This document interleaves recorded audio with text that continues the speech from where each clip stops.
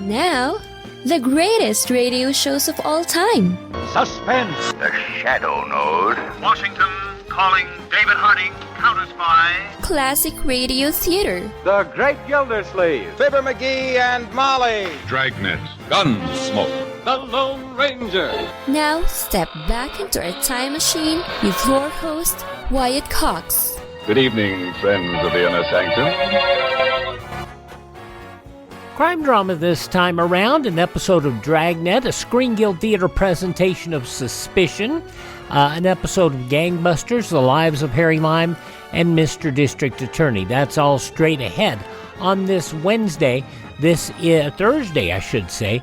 This is the 4th day of January, and this is the 4th day of the year, and 362 days remaining in this leap year. Christopher Columbus left the New World on this date in 1493, ending his first journey. Samuel Colt sold his first revolver to the U.S. government in 1847.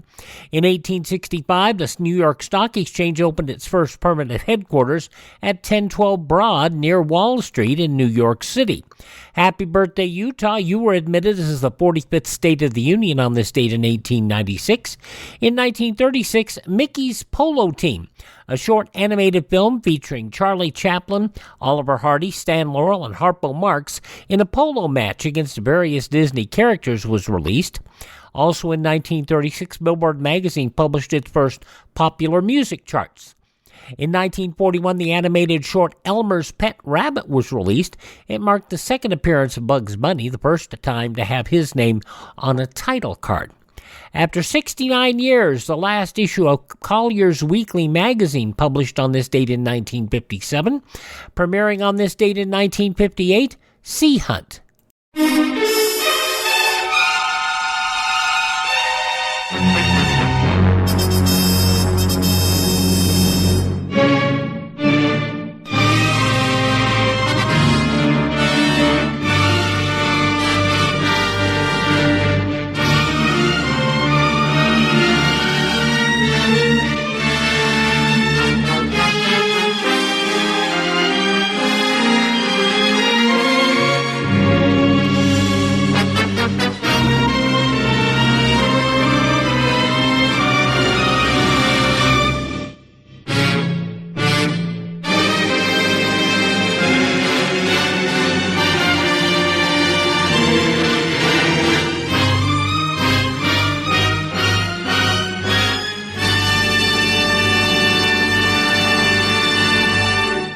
The syndicated television program starred Lloyd Bridges as former U.S. Navy frogman Mike Nelson.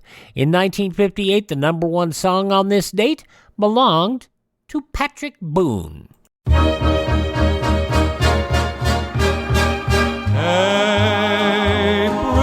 love is for the very young. Every star's a wishing star that shines for you. April love is all the seven wonders. One little kiss can tell you this is true. April Love nominated for a Best Music Original Song Oscar. Number one song on this date back in 1958. And also in 1958, Sputnik 1 fell to Earth from its orbit. It was launched on October 4th of 1957. In 1959, Luna 1 became the first spacecraft to reach the vicinity of the moon. 1962, New York City introduced a train that operated without a crew on board. And in 1965, President Lyndon Johnson proclaimed his Great Society during his State of the Union address. The Great Society asks not how much, but how good.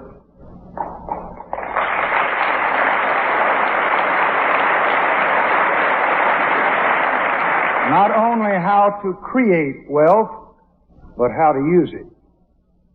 Not only how fast we're going, but where we're headed. President Johnson on this date in 1965. The Beatles recorded as a band for the last time on this date in 1970. In 1974, President Nixon refused to hand over materials subpoenaed by the Senate Watergate Committee. 1984, Commander Robert Goodman welcomed at the White House hours after he returned to the U.S. following his release from captivity in Syria. I thought daily about the POW experience that I had been trained to withstand, and the type of POW experience the guys had experienced in Vietnam. I would like to take from that experience and say one quote that a gentleman said when he came back from Vietnam, and that's "God bless America." Goodman's plane had been shot down after a bombing run over Beirut following the Beirut barracks bombing in 1983. A delegation led by Jesse Jackson traveled to Syria to secure Goodman's release. In 1987, 14 people killed in an Amtrak train collision in Maryland, northeast of Baltimore. I was sitting there reading, and all of a sudden there was this tremendous sound, like a crackling sound, and the whole train started to rumble. It was like being on a roller coaster, and it felt like we were no longer on the track. We were riding along the roadbed, and to the right of me, there was fire sort of flashing, and smoke started coming through the train. Everyone started screaming. One train estimated at traveling 108 miles per hour when it hit another train that had failed to stop at signals. In 1987, Oral Roberts announced to a television audience that unless he raised $8 million by that March, God would call him home. We have 3 months. I'm asking you to help extend my life. I mean, I need it now. I'm desperate to turn this around. Roberts would live until December of 2009 when he passed at the age of 91. In 1999, former pro wrestler Jesse Ventura sworn in as governor of Minnesota, and in 2007, the 110th Congress convened, electing Nancy Pelosi as the first female Speaker of the House in history. Passing away on this date in history, Nobel laureate T.S. Eliot, actor Iron Eyes Cody, band leader Les Brown and his band of renown, the man behind Baker Street, Jerry Rafferty, passing away on this date, and actress Tanya Roberts. And boy, that was a mess.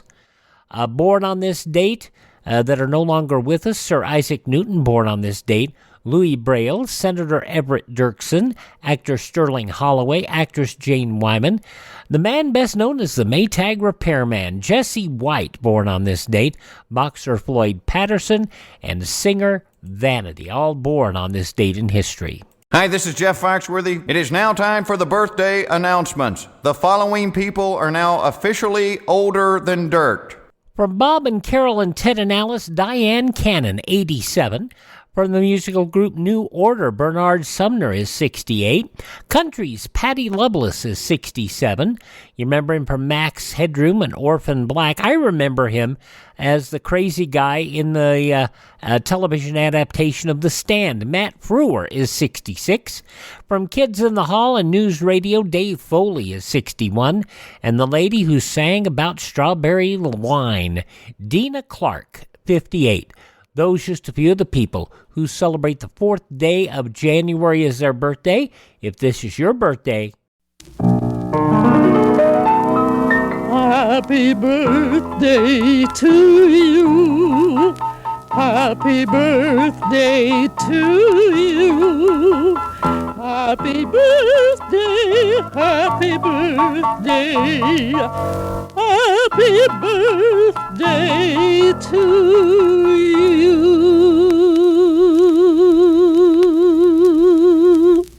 And crime these next 2 hours here of Classic Radio Theater. We're going to start off bringing you the second part of a 2-part Dragnet starring Jack Webb, The Big Mask. That's up next here on Classic Radio Theater with Wyatt Cox. This year, 32,300 people are doomed to death. By Cornelius Happ, I never stopped to realize. You know, Harlow, it takes 10 seconds and 336 feet to stop a car traveling at 60 miles an hour. That's why brains are more important than brakes. Why, the man behind the wheel should beware of the speed at which he's driving. Why, safe and sane are synonymous words to drivers who value their fellows' lives as well as their own. In other words, Hap, just because Autolite resistor spark plugs give your car more pep, don't try to use all of it, eh? Exactly, Harlow. But there's more. The Good Samaritan is the gracious guy or gal who not only knows and keeps the rules of the road, but also keeps his temper in his head when some bungling Benny gives him the road hog treatment. Yes, Hap, it's sad but true that one right way to wrong driving is to always demand your highway rights. Be sure to be safe. Right, Harlow. Classic Radio Theater with Wyatt Cox here on your favorite station. 71 years ago, January 4th, 1953, Jack Webb in an episode of Dragnet, the second part of a program where you heard last Thursday, The Big Mask.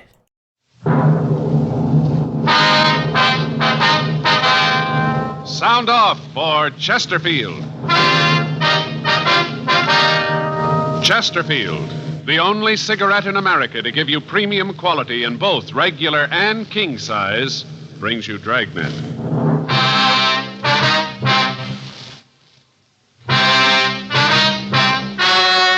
Ladies and gentlemen, the story you are about to hear is true. The names have been changed to protect the innocent.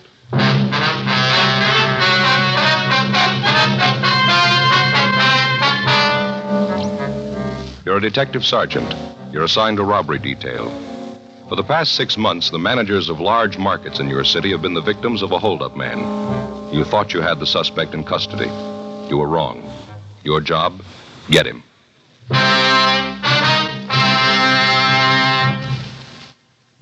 There's only one premium quality cigarette in America available in both regular and king size, and that is Chesterfield. Premium quality in a cigarette means the world's best tobaccos, the best ingredients, the best cigarette paper. Only Chesterfield gives you this premium quality in both popular sizes. King size Chesterfield contains tobaccos of better quality and higher price than any other king size cigarette. That's certainly important to every king-size smoker. Of course, it's the same fine tobacco as in regular Chesterfield. There is absolutely no difference, except that king-size Chesterfield is larger. Contains so much more of these premium quality tobaccos that you get more than a fifth longer smoke from king-size Chesterfield. Yes, the modern way to sell cigarettes is the Chesterfield way. Premium quality, both regular and king size. And either way you like them, Chesterfields are much milder. Chesterfield is best for you.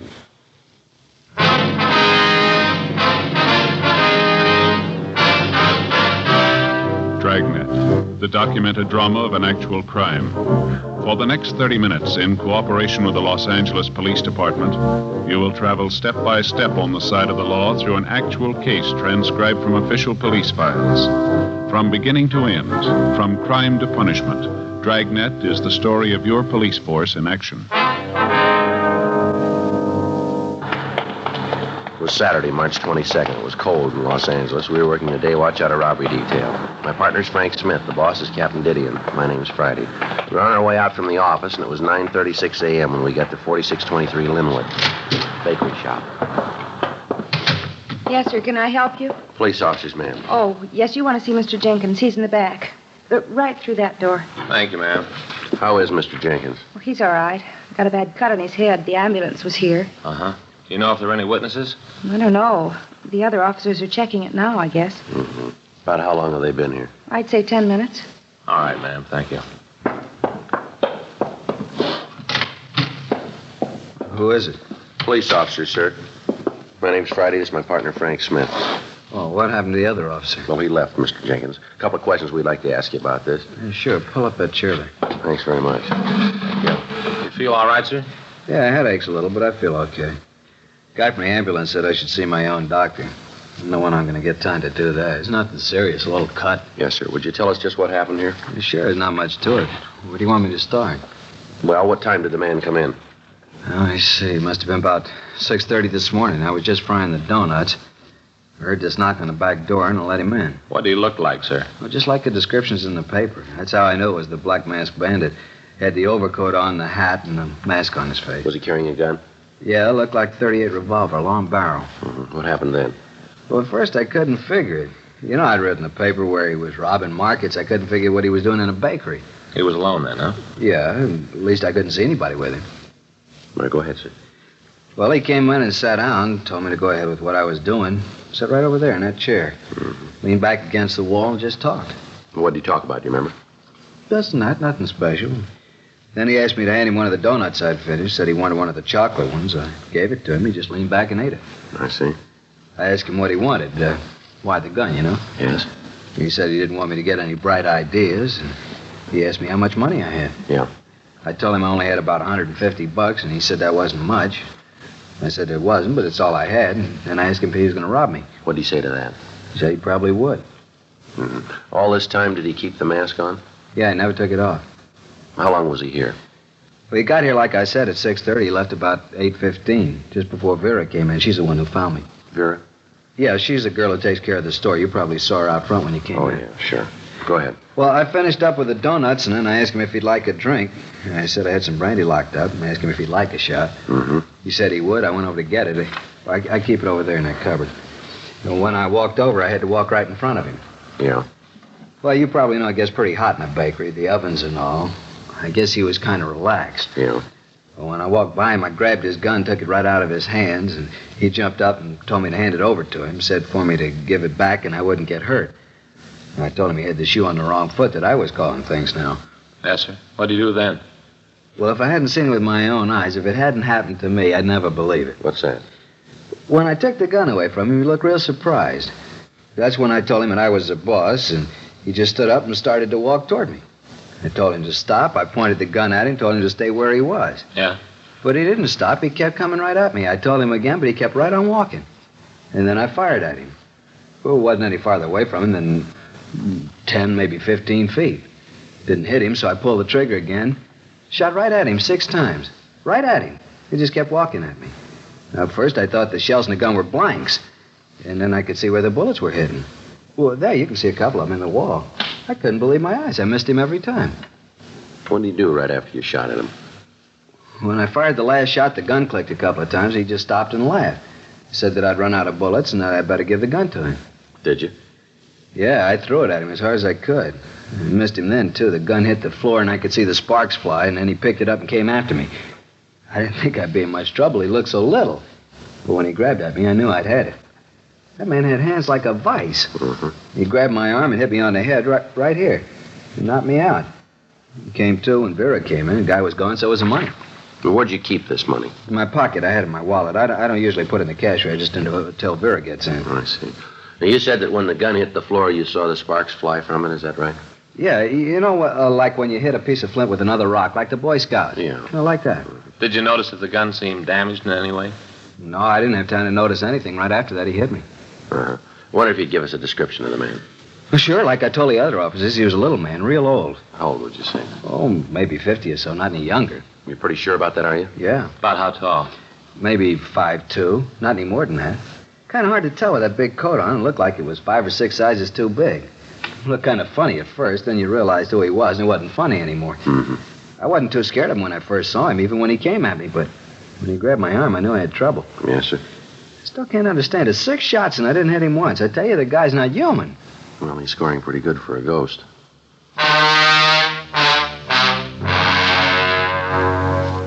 10:02 a.m. The crew from the crime lab came out and went over the bakery. Ray Pinker removed the slugs from the wall and the floor and took them back to the lab. The bandit, as usual, had worn gloves, so there was no possibility for fingerprints.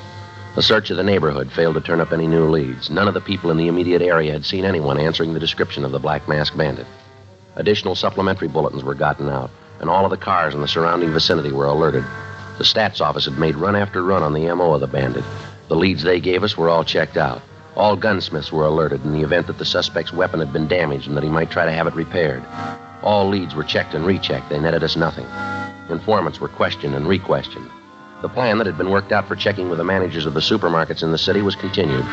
3 weeks passed. The bandit hit again, this time a market just outside of Eagle Rock.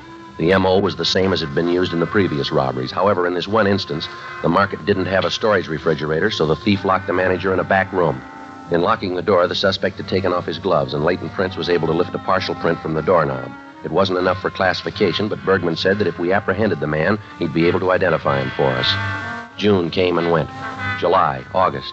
The bandit had been operating without interference for almost a year.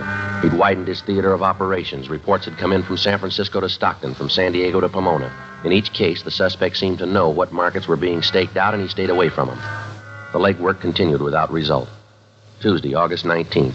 Frank and I checked back into the office. Man, I never see it to fail. Every time we have lunch at Sal's, I eat too much. Yeah, he puts out a good lunch, doesn't he? Too good. Want to check the book? Right. Anything? A call from Jerry. Informant? Yeah. Says he can't get with me tonight. He'll call in the morning. Friday, Smith? Yeah, Skipper. Yeah. Come on in here, will you? Right away. Sit down. All right. Well, what is it? You guys been on this black mask thing how long now? Well, it's going on a year, isn't it? You're no closer to him than you were when you started. Not much. You know you're tying up half the men at Metro. You got this town covered like a blanket, and you still can't turn the guy. We're doing everything we can, Skipper. I've been telling you for the last 6 months that I wasn't going to buy that anymore. I mean it this time. Just exactly what have you got on the guy? Well, I think you know it just as well as we do, Skipper. Description, M.O., even the partial print Bergman lifted from that place out in Eagle Rock. We've been over it 100 times. Isn't a lead that we haven't run out and then checked over again. Nothing new on the information from Folsom? No, nothing. We've had 5,000 circulars printed. They're scattered all over the country. Doesn't look like the guy's ever done time before. The way he works, you'd think he knew exactly what we were doing. We cover the markets, he hits the bakeries. We cover the bakeries in L.A., he hits in San Diego. They cover the stores, then he hits up north. Where we are, he ain't. How about the car, the Ford? No, nothing. We got no license. You ever hear anything on the damaged gun? No, he never tried to have it fixed that we can find out about. He's gotten a hold of another gun someplace. Latest reports say he's using a revolver with a 2-inch barrel. Well, where do you stand now? I don't know. We got every store from La Cienega to Alameda covered. From Hollywood Boulevard south to Jefferson. Big area. Yeah, it's a lot of stores, too. There's a cruiser car or a cop in or near every large store and bakery in that area. Every police unit in the city's looking for the guy. If he hits again, we should get him. You Friday? Yeah, Murph. A call just came in from Wilshire. Figure you want it. Here you go. Thank you. What is it? Yeah, we got the whole town waiting for him with open arms. Everything's set, and he pulls a switch. What is it, Friday? A black masked bandit. He's going in for kidnapping now.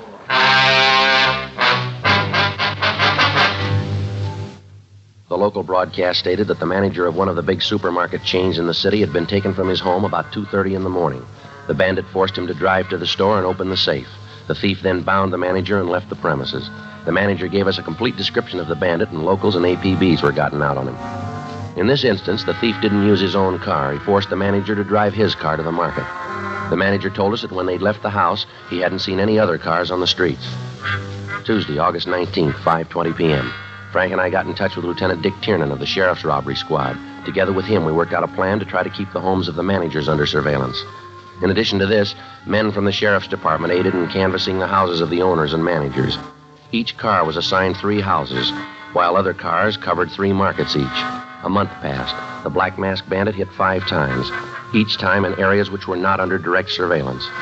Friday, September 26, 5:20 a.m., we got a call at home that there had been another kidnapping, this time an elderly market manager and his wife. Frank and I drove out to see them. The radio unit had returned them to their home. Yes? Mr. Gunther? That's right. Police officers, Mr. Gunther. Oh, yes. Come in.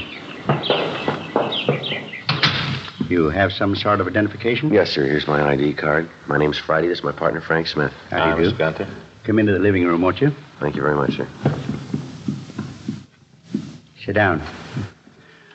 Hope you didn't mind my asking about your identification. Just the way things have been happening, you can't be too sure. Yes, sir, we understand. Now, I wonder if you'd mind telling us what happened. Sure. Awful thing. Awful. Just can't believe that a man his age would do a thing like this. Seems that he'd know not to be so cruel. Yes, sir. Just what did happen? Well, last night, must have been about 2 or 2:30, I woke up with this flashlight shining in my eyes. Mm-hmm. First, I didn't know what it was. Just this real bright light, you know. Yes, sir. Well, right away, of course, I knew there was somebody else in the room. About that time, Agnes woke up. Agnes is my wife. Yes, sir. Anyway, she woke up, wanted to know what was going on. I told her I didn't know. All this time, that light didn't move. Just stayed in one place and shone right in my eyes. Yes, sir. Then we heard this voice tell us to get out of bed. Said he wanted me to go with him. I told him to get out of the house, that I didn't want any trouble. If he wanted money, he'd find all we had in the house right on the dresser with my wallet. Mm-hmm. Could you see who the person was, sir? No, not then. The light and all. But I got out of bed, and then I could see. A little old man with a black mask over his eyes. How could you tell his age, sir? Well, just could, that's all.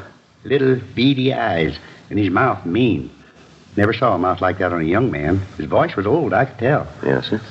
Well, he told me to get dressed, said that I should hurry up about it. Was he armed? Could you tell that? Yes, I could see it. He was holding a gun. All this time, Agnes was yelling at him to get out of the house. She's not well, you know. Yes, sir. Agnes, she has a bad heart. Been with the doctor for years, takes pills and medicine. That's the big reason that I did what he said. I didn't want there to be any trouble to get Agnes excited. I understand. Well, finally I told him if he'd get out of the room and leave her alone, I'd do what he wanted. Not to give him any cause to hurt anyone. Then he did about the meanest thing he could have done. Told Agnes to get out of bed. Said for her to get up and get dressed and go with us. Just can't understand why he'd want to do a thing like that. Just plain meanness. Yes, sir. Did your wife do what he said? Well, at first she said she wouldn't do it.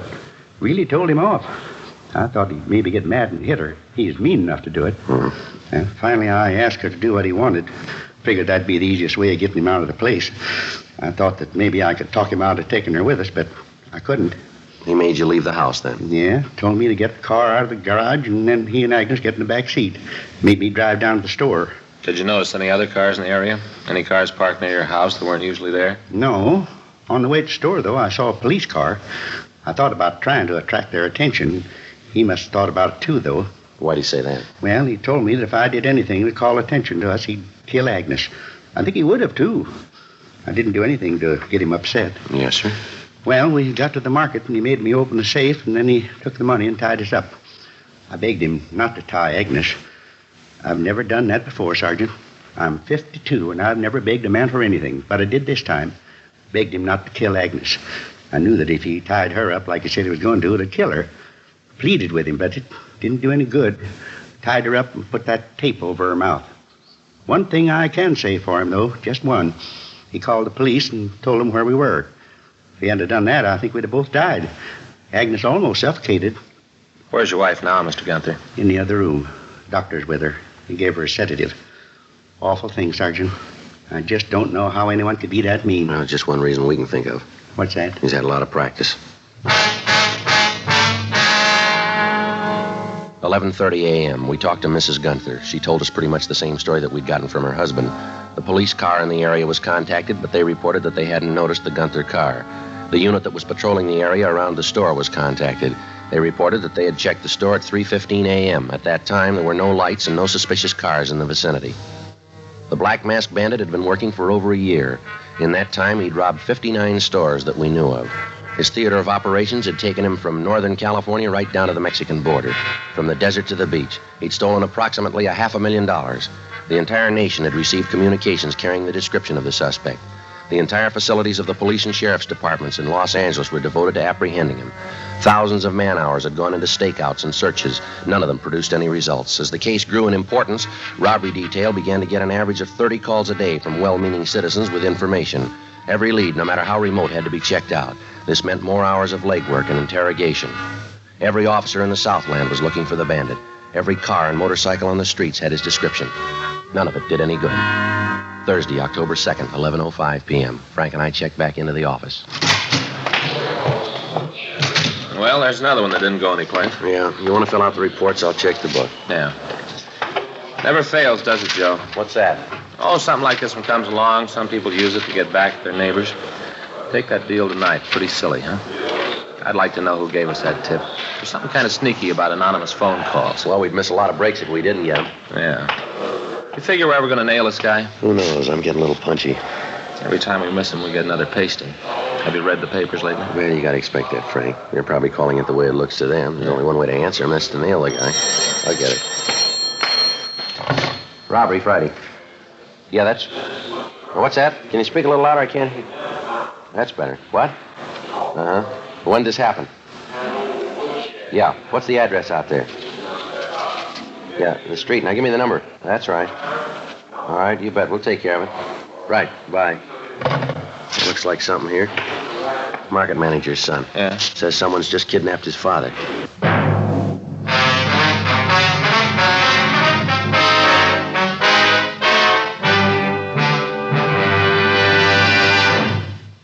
You are listening to Dragnet, the authentic story of your police force in action. The modern way to sell cigarettes is the Chesterfield way. Premium quality in both regular and king size. And we're the only one that does it. We tell you what Chesterfields are made of to give you that premium quality in both popular sizes. Our scientists select the best materials.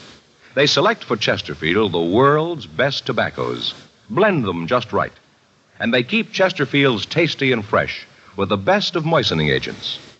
Now here's something else that's completely modern about Chesterfield.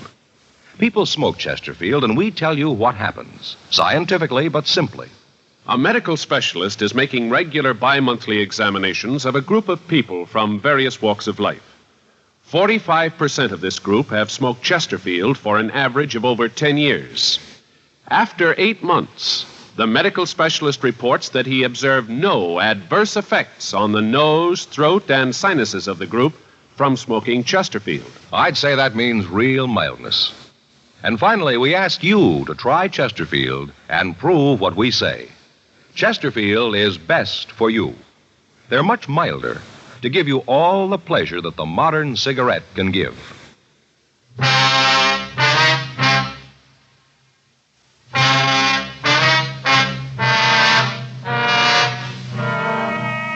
$11:23 p.m. Frank and I checked the manager's name on the list. We got the address, and 7 minutes later, we pulled up in front of the store. In the rear of the store, we could see 2 men. One was dressed in a bathrobe, the other in a large overcoat with a brown hat pulled down over his eyes. Parked in front of the store was a dark blue 1951 Lincoln.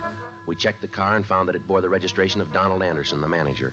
Frank went around to the rear door of the market, and I covered the front entrance. We waited. At 11:42 p.m., the bandits started for the front door.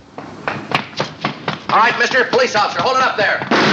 Come on, drop the gun, give it up. Cop, get out of here! Frank, cover the other side of the building. He's going for that fence, Joe. All right, come on, mister, give it up. You all right, Joe? Yeah, come on, let's get over this fence. All right.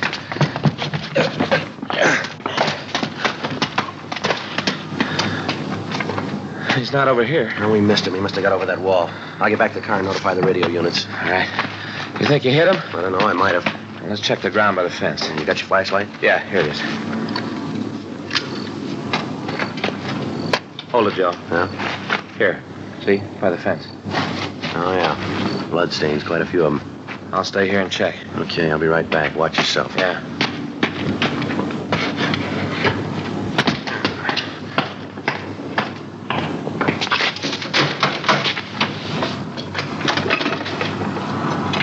Unit 1K80 to Control 1. Unit 1K80 to Control 1.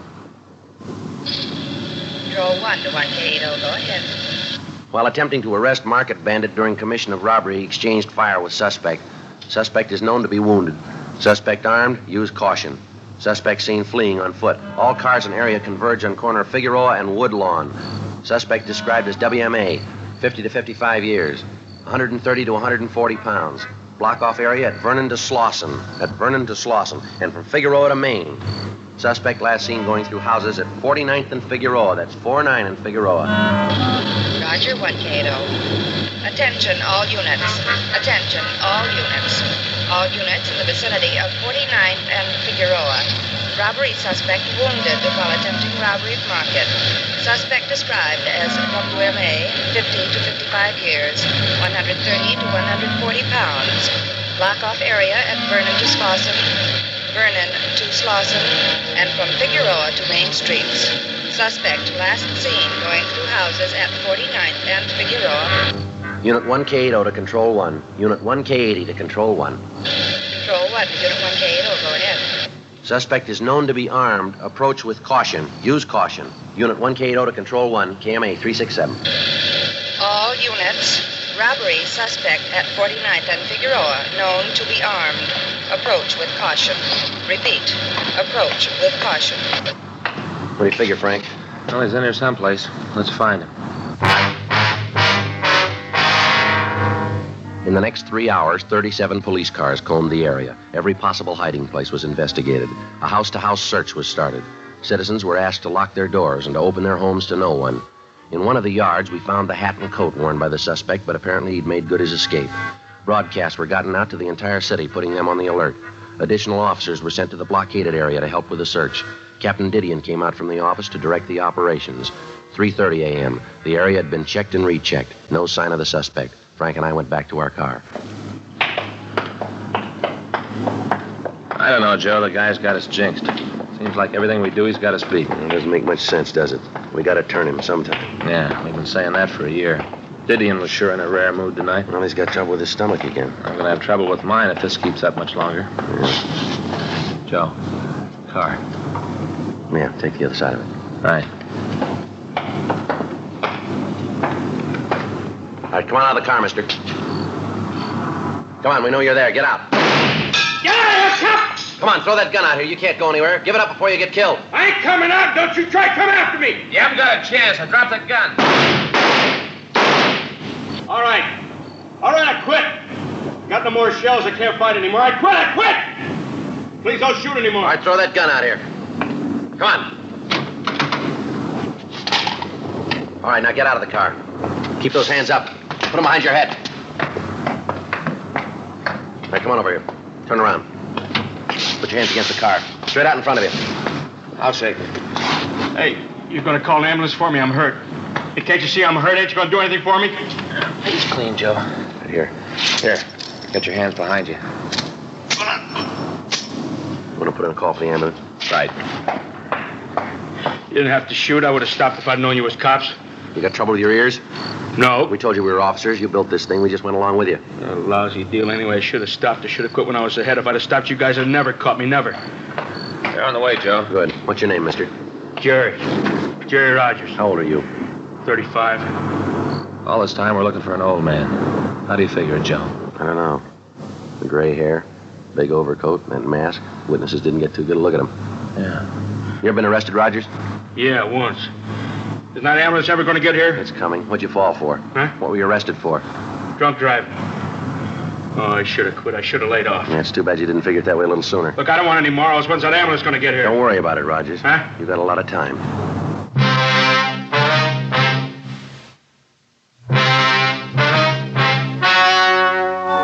The story you have just heard was true.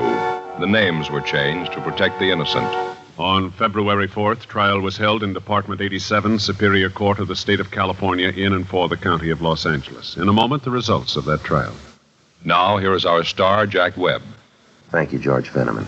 Let me tell you again why Chesterfield is best for me and for you. Now you have scientific evidence on the effects of smoking. No adverse effects on the nose, throat, and sinuses of the group from smoking Chesterfield. And remember, Chesterfield is the only cigarette to give you premium quality in both regular and king size. I'd like you to buy Chesterfields and prove that Chesterfield is best for you. Regular or king size, they're much milder to give you all the pleasure the modern cigarette can give.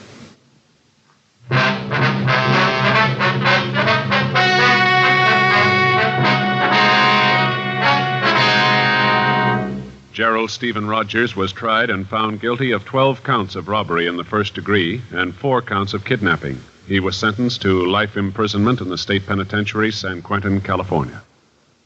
Ladies and gentlemen, the National Safety Council reminds you to make sure your car is really in shape for winter driving. Check headlights, windshield wipers, tires, and brakes. And then winterize your driving. Get the feel of the road when you start out. Keep well behind the car ahead. Instead of slamming on brakes and starting a skid, pump your brakes to slow down or stop. And always take your time in wintertime.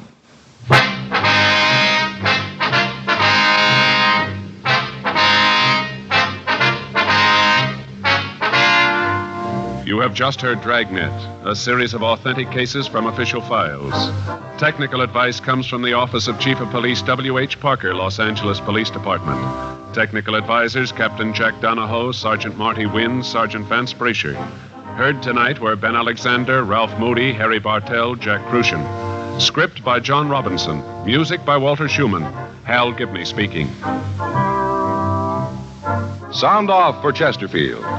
Either way you like them, regular or king size, you'll find premium quality Chesterfields much milder. Chesterfield has brought you Dragnet, transcribed from Los Angeles.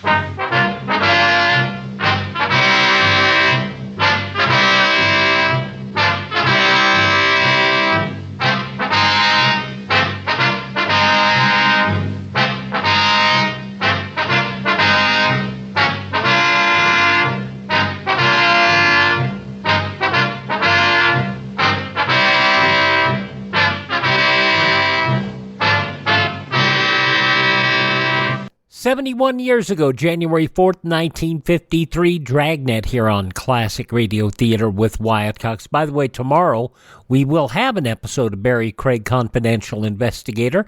Mr. Keene, Tracer of Lost Persons. We'll have an episode of Rocky Fortune. Also, Broadway is My Beat. And Lum and Abner. That's all straight ahead on our Friday Classic Radio Theater. Up next, we'll head to the movies for an episode of Screen Guild Theater.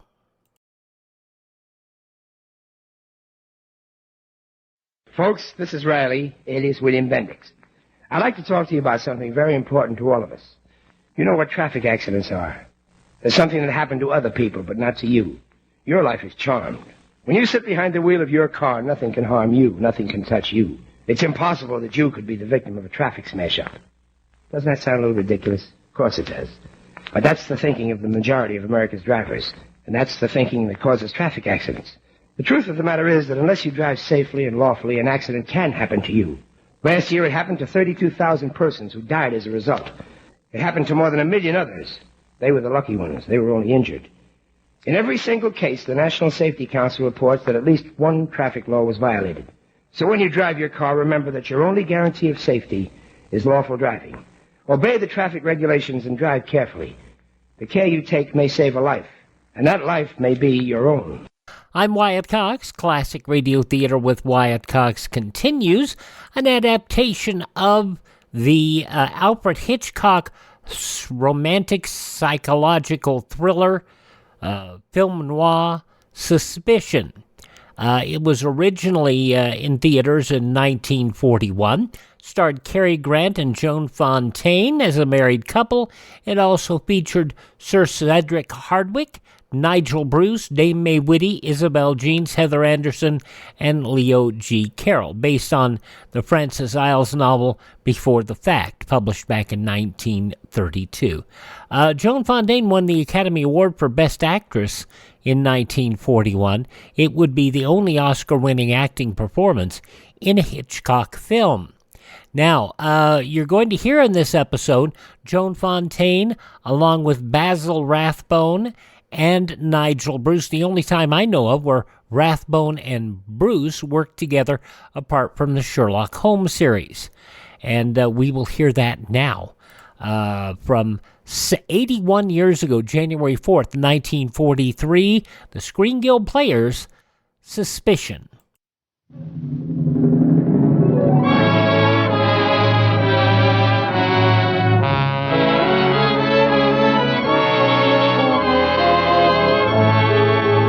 Lady Esther presents the Screen Guild Players.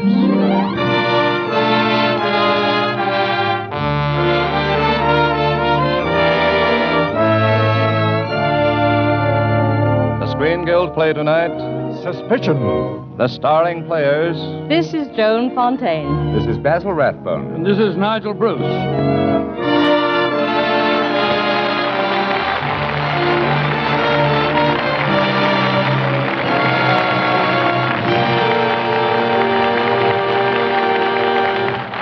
Tonight, Lady Esther welcomes you to one of the finest dramatic programs ever presented on the stage of this theater, Suspicion, starring Joan Fontaine in the role that won her the Academy Award, Lena Aysgarth, and Nigel Bruce as Beaky Thwaite. Brian Ahern, originally scheduled to portray the role of Lena's husband, John Aysgarth, was taken ill last night, and Bazil Rathbone took over the role on a moment's notice.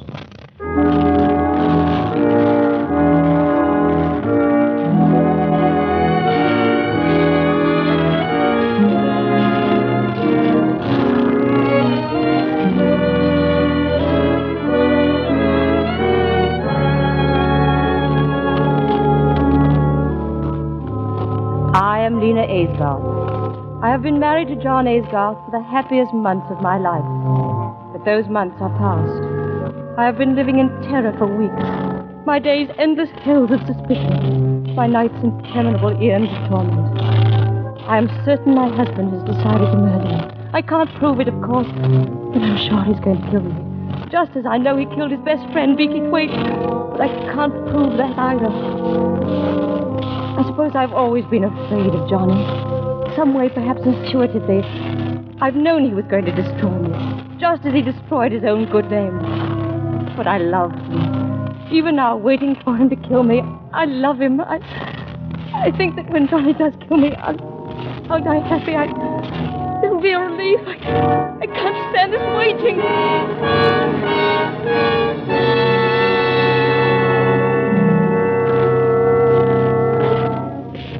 Johnny had a reputation for wildness before our runaway marriage. One of those generally bad reputations to which no one could supply any specific details. And I wouldn't believe generalities. I was supremely happy during our honeymoon, troubled only by the tremendous expense of our trip. But whenever I mentioned money, Johnny refused to answer. When we reached our new home, a mansion far beyond my most extravagant dreams, I learned why Johnny had avoided the subject of finances. Johnny received a telegram. Is it bad news, Johnny? No, dear, no, it's, it's from an old friend of mine. Stupid fellow. He wants £1,000. You couldn't spare 1,000, could you? 1,000? What does he want it for? Oh, hanged if I know. Probably because I borrowed it from him. You borrowed it? Why? Because I was going on a honeymoon with the loveliest girl in the world, and I wanted to make her happy. Well, didn't you have any money of your own? No, not a shilling. Well, I still don't understand. Are you broke? Broke, darling? I've been broke all my life.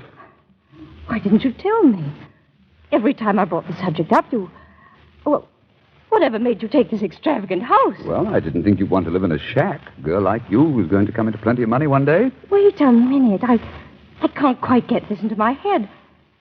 Were you thinking of my inheritance when you... Oh, I don't know what to say. Oh, now, darling, really? Isn't it silly to spend the best years of our life waiting? Why not be comfortable now? Johnny, I'm just beginning to understand you. You're a baby. Oh, I know you didn't marry me for my money. You could have done much better elsewhere, but my income will never pay for all this. Well, what about your father? You wouldn't actually want to live on your wife's allowance, would you? Answer me, Johnny.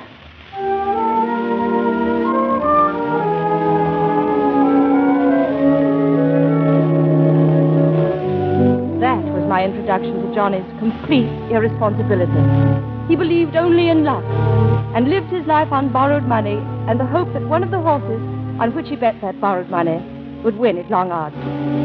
I finally prevailed on him to take a job that had been offered, managing the estates of his cousin, Captain Melbeck, and he promised to stop betting. I was very happy for a few days, and then a couple of weeks after Johnny had started his job, a man came to our house. Oh, hello. I'm Beaky Thwaite. You must be old Johnny's wife. Yes, I am. Didn't he ever tell you about me? Beaky, oh, you're Beaky. Yes. That's what they used to call me at school. I happened to be driving by. I thought I'd just pop in for a cup of tea. Oh, I've heard so much about you, Mr. Thwaite. Well, Johnny told me about you, too. I ran into him last week at the Newbury races. The races? Oh, put my foot in it again, have I, as usual, huh? Didn't he tell you? Johnny has a job. He couldn't have been at the races.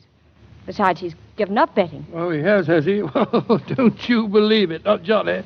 Old Johnny dropped a packet of money at Newbury, I can tell you that. But where did he get the money to bet? I don't know, old girl. But if I were missing anything, I'd ask old Johnny. I shall, as soon as he comes home. Well, he won't have long to wait, because here he comes now, and loaded down like St. Nick himself. Hello, old bean. Why, it's... Don't move, either of you. Just stay like that. I must watch the expression of your faces. Ethel! Yes, sir? What have you in the house to drink? Gin, brandy, champagne, and Pimm's number 1, sir. Well, nothing else? Shut up, Beaky, shut up. Sorry. Yeah, bring them all, Ethel. Very Get a good, move on. Well, my friends, I have the pleasure of announcing that the Goodwood Cup was run today, and I happen to have backed the winner, a 10-to-1 shot, and I had £200 on him. 10-to-1, 200 quid. Why, that's 2,000 quid, old bean. That's right, Beaky. And these packages are the loot. Lena, what's happened to your tongue? Oh, I suppose you disapprove of my betting. Not with those jewels in her lap, she doesn't. Oh, come on, darling. Smile. I know I've been naughty, but look, it's all for you. Look. Ethel's brought in the drinks. Now, what about celebrating? Trust Beaky to say the right thing at the right time. Come on, Obin. I could do with a pull at the beaker. Well, here's one for you, Lena. Thank you, Beaky. And this is yours, Johnny. Thank you. Now for a toast. Biggie, what are you drinking? Brandy? Oh, just this once, Obin. You know it's not good for you. All right, Obin. Well, maybe just this once. Oh, thanks, Obin. Lena, I drink to the last bet that will ever be made by Johnny Aysgarth. The last bet, Obin. Johnny, Biggie's choking. Get some water, quick. It won't help. I've seen this happen before. Brandy affects his heart. Well, then why did you let him drink it? Here, help me open his collar. Why bother? We'll either kill him or it will go away by itself. I'm sorry. I'm awfully sorry, Obin. One of these days, it will kill him.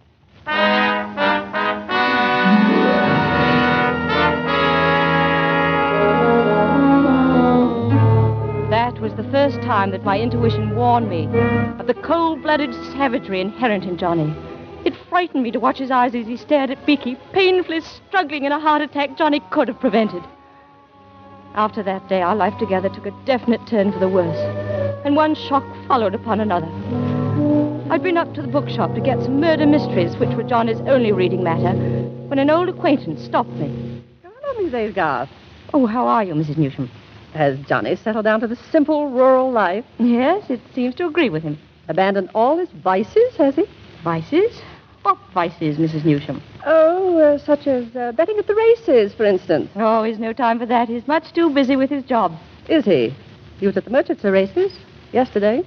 He was? Oh, how interesting. Good afternoon.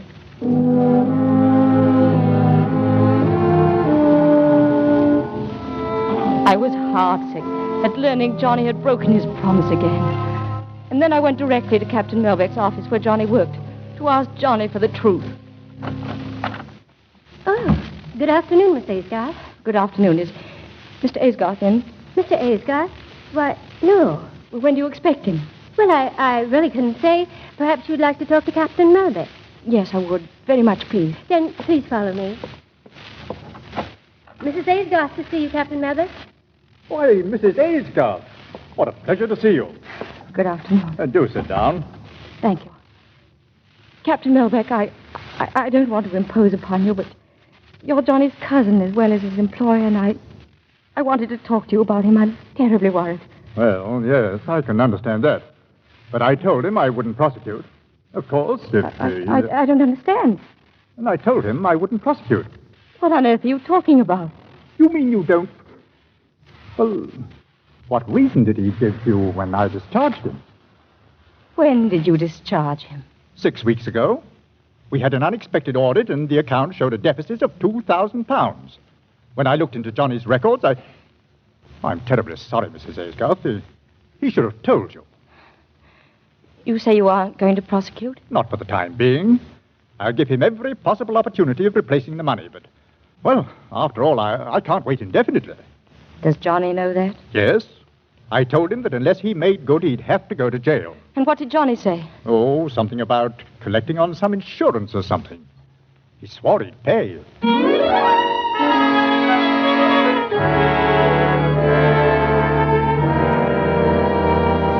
After learning that Johnny was an embezzler, a common thief as well as a gambler and a liar, I hurried home and prepared to leave for my mother's. But while I was writing my goodbye note to Johnny, he came into our bedroom with a telegram telling me of my father's sudden death. He was very tender and sympathetic, and with his arms around me, I forgot his faults. After Father's funeral, during our drive home, I gave Johnny every opportunity to tell me of his trouble with Captain Melbeck, but he evaded the issue. Instead, he talked in a grandiose manner of the scheme he had of developing a stretch of rocky beach into a resort. He thought the development would require £30,000. And when we returned to the house, he began working on the scheme with Beaky. Who's going to put the money up for this development, Johnny? Why, I am, old girl, of course. Oh, I see. Well, the idea is mine, but the money's Beaky's. The company's going to be in my name, of course. But, Johnny... Look, darling, look. Let me show you how simple it is. Yes, but does Beaky understand it? Oh, perfectly, I think. You see, we buy up this land, and then we sell part of it. That gives us 100% profit in no time. Then on the other part, we build something or other. Beaky, isn't it about time you grew up? Look here. What right have you to interfere with my affairs? Well, I wasn't really. I was only... Beaky. You better go up and change for dinner. Huh? Well, all right, Albin. Let me know if anything exciting happens. Now, what were you saying? Well, I was only trying to tell Beaky that he shouldn't leave everything to you. Suppose Beaky had taken you seriously. You'd have ruined the whole scheme. Do you realize that? Yes, but if it weren't any good... If I say it's good, it's good. I'm going through with this deal, and I won't stand for any interference from you or anyone else. Is that clear? Yes, that's clear. Johnny, you're hurting my arm.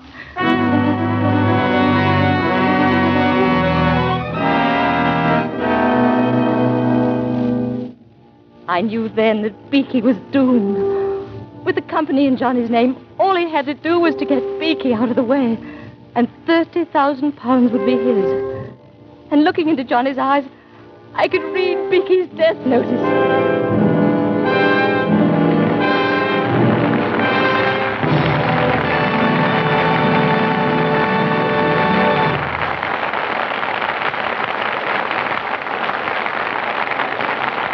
And so the curtain falls on the first act of Suspicion, adapted for radio by Bill Hampton from the RKO Motion Picture.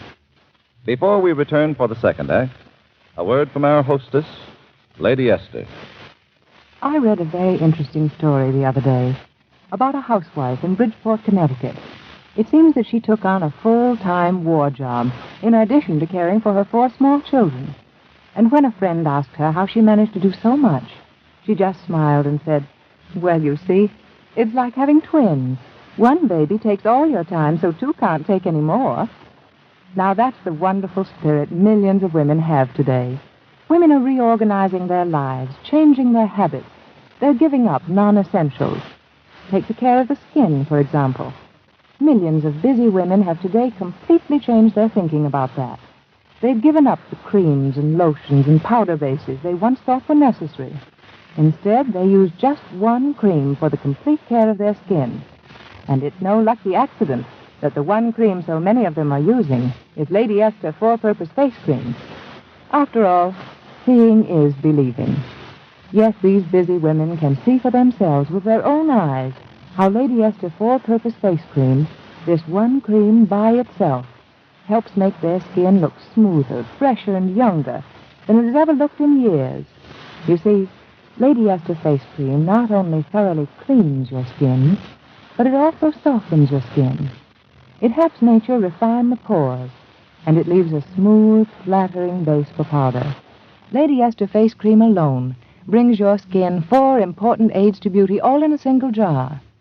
So if you want to look younger and lovelier than ever these busy days, do what so many clever women all over the country are doing. Change to Lady Esther 4-Purpose Face Cream, and just see how quickly you win new compliments on your skin.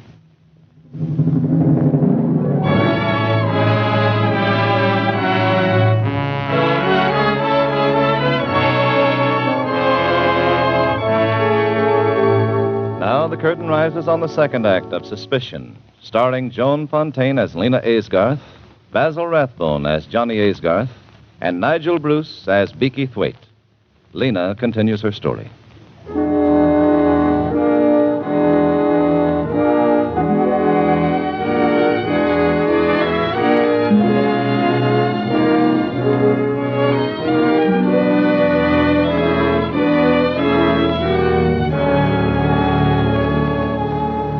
After I attempted to interfere with Johnny's scheme to involve Beaky in a real estate development, Beaky and Johnny wanted to go to Paris. Certain that Johnny would take this opportunity to kill Beaky for his money, I opposed them. And reluctantly, Johnny appeared to give in. I'll tell you what I might do, Beaky. I might drive up with you as far as London. That's a good idea, Albin. How about that, Lena? Well, it seems to me Yes, that... I know, darling. It seems to you that I should be looking for a job. Well, I'll have much more chance of getting a job in London than I would anywhere around here. Yes, of course he would. I say, Lena, do let him come. Well, I don't see very well how I can stop him. Hey! But only to London, Johnny. Promise me you won't go to Paris. I promise, and if things work out as I think they will, we'll be able to afford a little better living when I get back.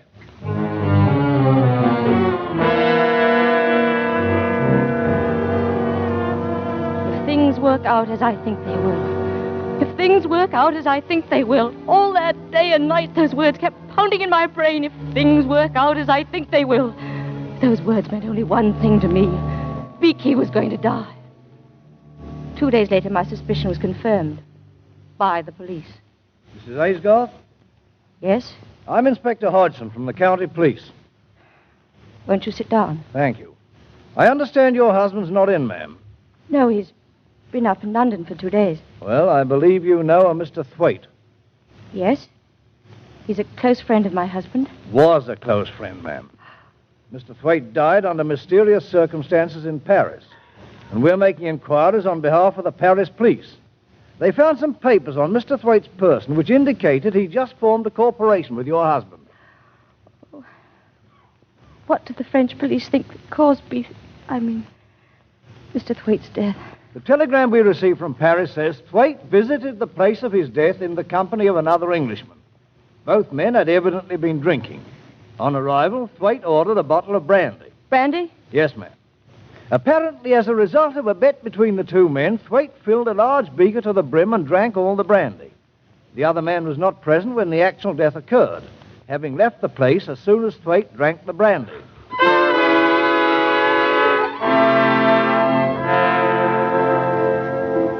I could easily imagine what had happened.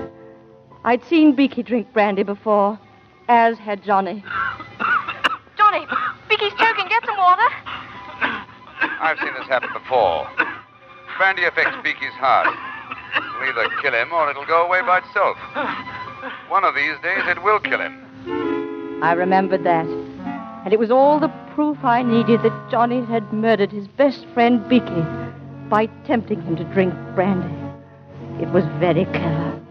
There was only one slip-up. Johnny didn't get Beaky's money. The corporation papers weren't signed right or something. Johnny's desperate now, I know. Captain Melbeck has been phoning him all day, every day, insisting that Johnny replace the money he embezzled. Oh, that's why I'm so certain Johnny's going to kill me tonight. I read a letter that came to Johnny from my insurance company. He was trying to raise a loan on my insurance, but the company wouldn't grant it. According to the terms of the policy, the letter read, payment can only be made in the event of your wife's death.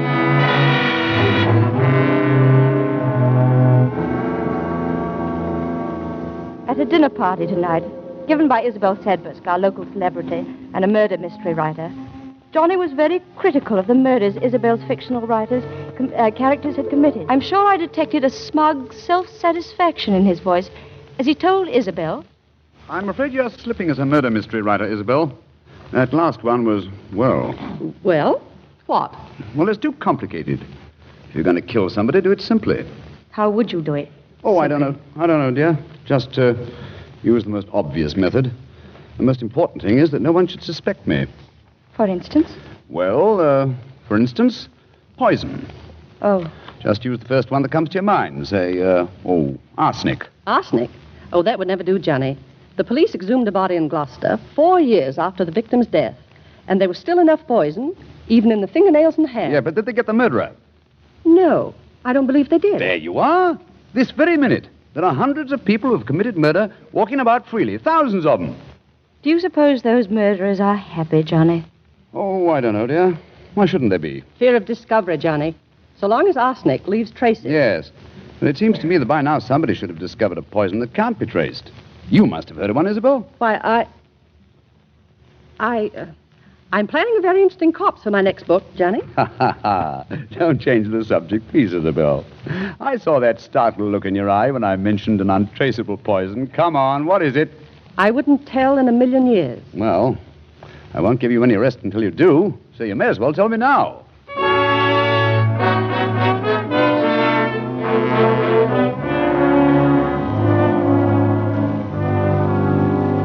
Can't be very long now until Johnny kills me. He learned the name of the untraceable poison from Isabel, and after bringing me home, we went for a walk in the village. When he returned, he came up to my room, but I was too nervous to talk to him. Now he's downstairs getting me a glass of warm milk, and I'm certain the milk will contain that poison. That's Johnny now. I wonder if it'll be very painful. I hope not. I don't want Johnny to know that I suspect anything. I can't stand this waiting. I can't stand this waiting. Lena, darling. What in the world's wrong? Oh, Johnny. Johnny. Oh, my dear.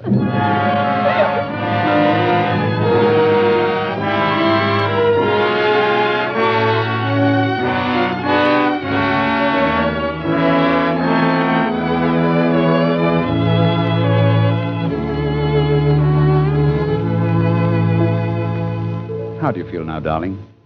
What happened? When I brought you the warm milk last night, you screamed and fainted. Have I been asleep all day? Yes. The doctor gave you a pill this morning. Your nerves seem to be quite upset. I was worried about you. Were you? Oh, you're still annoyed with me, aren't you? No, Johnny, I just don't feel well. I think I'll go to my mother's for a few days. All right, darling. I'll run down and get the car ready. Oh, no, don't. I'll drive myself. Look here. What's come over you these past few days? You don't act as though I were your husband. Every time I touch you, you pull away. Oh, now, Johnny, you're just a match. Well, I'm not going to stand for any more of it. Come here, darling. Leave me alone, Johnny. Let me go. Let me go. Stop it. Stop it. Stop it, you little fool. I've had enough. How much do you think a man can bear? Listen to me, Lena. You turn me out of your room, you go running away to your mother, and now you shrink away from me as though you hated me. You're my wife, Lena. But I thought you wanted Well, you won't have to put up with me anymore.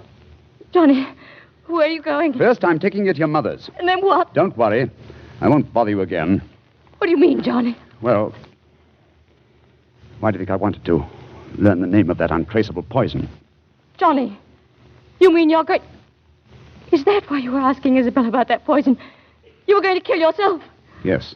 Oh, my darling. But then I saw that, well, that was the cheap way out. So I'm going to see it through. Prison term and everything. Prison? My dear, I can't pay back the money that I took from Melbeck. I made the last attempt to raise it when I went away with Beaky. To Paris? I didn't go to Paris, darling. I went to Liverpool. I tried to borrow money on your insurance there, but it didn't work. You didn't go to Paris? Of course not. Do you think I'd have let some idiot give poor Beaky that brandy if I had? Oh, Johnny, I'd be ashamed to even know what I've been thinking. My imagination has been running away Oh, with my me. darling, it's all my fault. And I've done enough wild things to make you suspect me of anything, given the right circumstances. Oh, no, Johnny. This is as much my fault as yours. If I'd been really close to you, you could have confided in me. Oh, but it will be different now, Johnny. We'll make it different. We'll have to wait until I get out of prison, Lena. I'll wait, Johnny. Maybe a long time, my darling. A long, long time. I'll be waiting.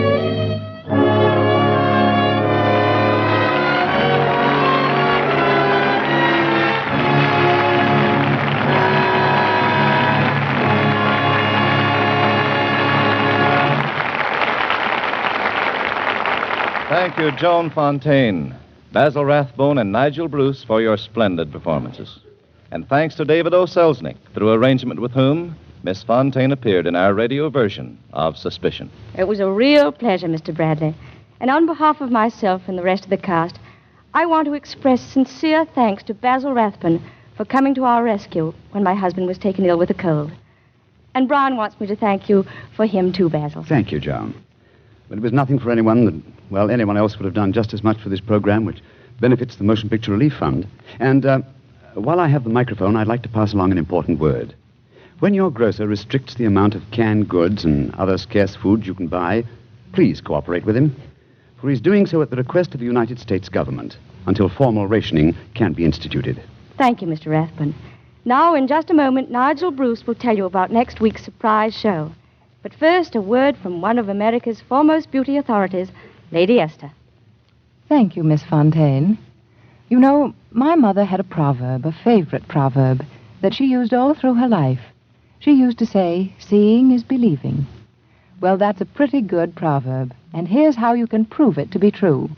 Try Lady Esther 4-Purpose Face Cream and see with your own eyes how much smoother and fresher your skin looks after the very first application. Now, I don't say that Lady Esther 4-Purpose Face Cream will transform your appearance overnight. No cream can do that.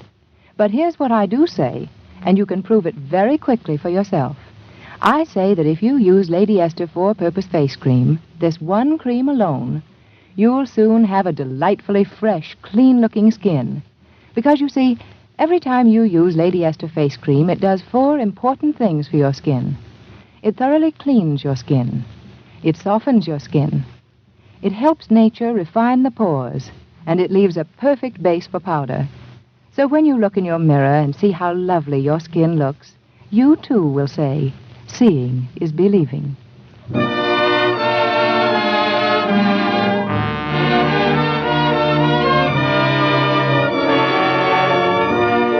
And now, here is Nigel Bruce.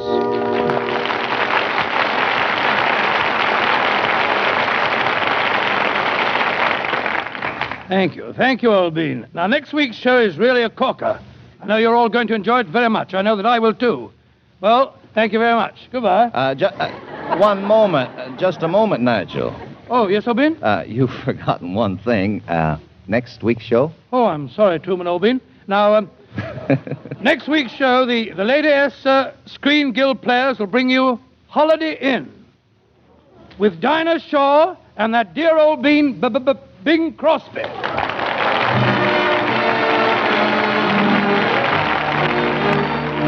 Next week, then, our Lady Esther Screen Guild players bring you Bing Crosby and Dinah Shore in Holiday Inn. Bazil Rathbone can soon be seen in Metro-Goldwyn-Mayer's production, Above Suspicion. Nigel Bruce appears through courtesy of Universal Studios and will soon be seen in the Universal picture, Sherlock Holmes in Washington. Music on tonight's show was arranged and conducted by Wilbur Hatch. The Screen Guild players are presented by Lady Esther. This is Truman Bradley speaking for Lady Esther and saying thank you, good night. This is the Columbia Broadcasting System.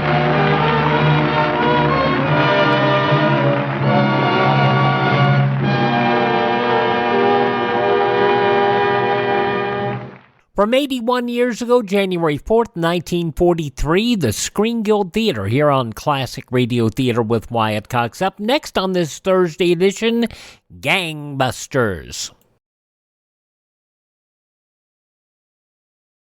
It's a strange quirk of human nature, but most of us never think, except in the most abstract way, of an accident ever happening to us.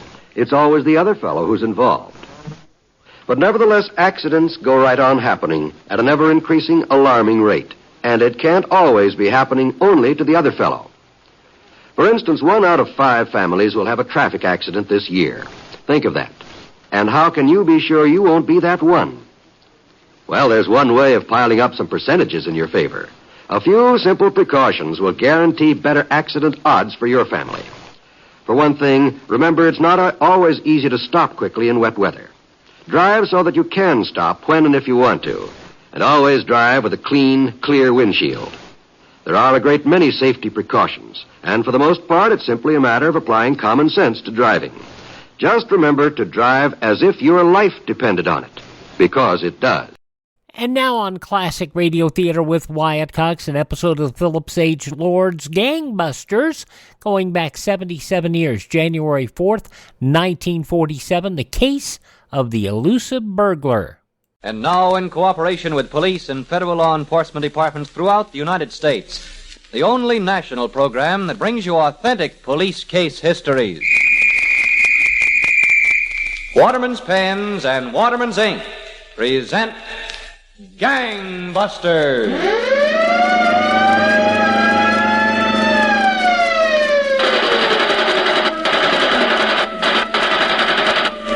Tonight, the case of the Elusive Bandits, whose leader cunningly cloaked his Long Island robberies in the guise of legitimate business, but who failed to calculate what kind of necktie looks right on the streets of Garden City. Waterman's Pens and Waterman's Ink are proud to bring you Gangbusters, presenting facts that show the operation of our law enforcement officials in their work of protecting our citizens. But first, you can give no finer gift than a good fountain pen, and you give no finer fountain pen than a Waterman's. For good looks, good writing, and good value, see the new Waterman's at your dealers. Waterman's is the pen proved right by more than 70 million satisfied users. Now to Gangbusters. Commissioner Louis J. Valentine, former head of the largest police department in the world, is still unable to be with us because of illness. So Gangbusters has asked the Honorable Abram W. Skidmore, former Commissioner of Police, Nassau County, New York, to narrate by proxy tonight's case. The inside facts on the case of the Elusive Bandit and his gang. Commissioner Skidmore, I understand that bandits of the type you tell us about tonight are usually more of a problem to police than the most daring gunmen. You're right, Don Gardner.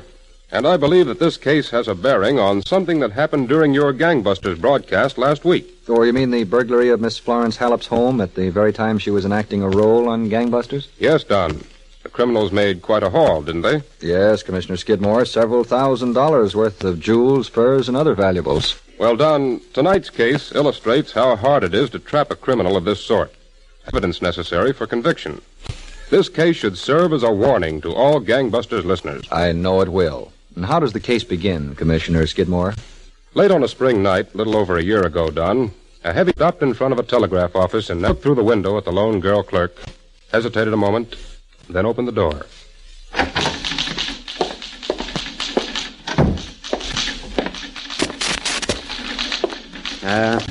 Hi. Be with you in a minute. Okay, I got time.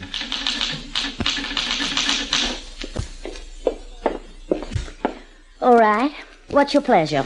I want to send a telegram to New York. Well, all you have to do is write it out. We take it up from there. Yeah, I know. Look. What? Well, I sort of hurt my pitching arm. How about you writing it out for me if I tell you what I want to say? Okay. Shoot. I just got out. To whom is your telegram going? Oh, yeah. Mr. Ted Murphy, Esquire, Hotel Silver, New York, New York. New York, New York. Now, what do you want to say? I just got out today. Wire $100 and I'll take the... Wait a minute, not so fast. $100 and I'll take... And I'll take the first train. Your pal, Lemons. That's Lemons? No, it's 2 M's, but he'll know who it is. Okay. That'll be, Never mind. Send it collect. Right. Collect. It was the Army I just got out of. I'll bet. Okay, no cracks. So it was the penitentiary. Just send the telegram.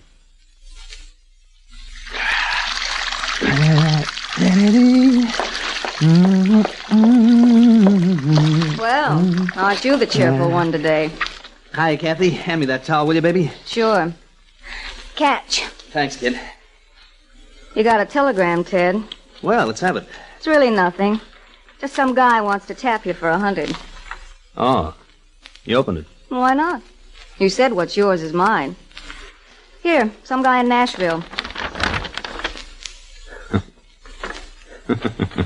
Well, if only you were that gay when I asked for $100. This is an old pal of mine. How come your old pals are always broke? Send him the 100, Kathy. You're not going to take him in. Of course I'm going to take him in. He's just what I need. Where's that hand-painted necktie?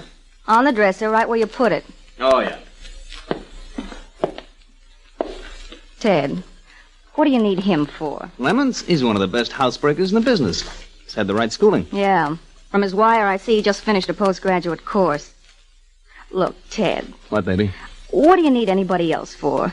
What do you need the racket for? Oh, Look, we've been through all that, Kathy. Now lay off, will you? You got a legitimate business that's bringing you good dough. That's the hard way, Kathy. I like it when it comes easy. Now forget it. Okay. But you're going to get stuck, Ted. They'll nab you and take you away from me. I don't want that. Stop talking about it, then. You talk about it, and I'll get nabbed, sure. You'll put the hex on me. How's this, my tie straight? Oh, Ted. Ah, baby. Now run along, sugar. You got to look after my business while I'm out making a living. Oh, you're not going out on a job today. Sure. Can't you see I got my overalls on? Please, Ted, no. Now, I'll be a good little girl, and I'll see if I can't pick up a nice ring or a necklace for you. Oh, Ted. These are rich people, baby. They won't mind. All right. But be careful, honey. Don't you worry about that. Oh, and send the 100 to Lemons. He probably slept in the telegraph office last night. Detective Bureau, Sergeant Smith. Detective Seibert, Sergeant. Oh, yes, Seibert. Another burglary, Sarge. Where? On Stewart Avenue, Garden City. And what'd they get away with this time? We don't know yet, Sergeant. Family's out of town. We're getting in touch with them. That's number 8 this month. Does it look like the same outfit? Yes, nobody else, Sergeant. The house is a mess. Everything turned upside down.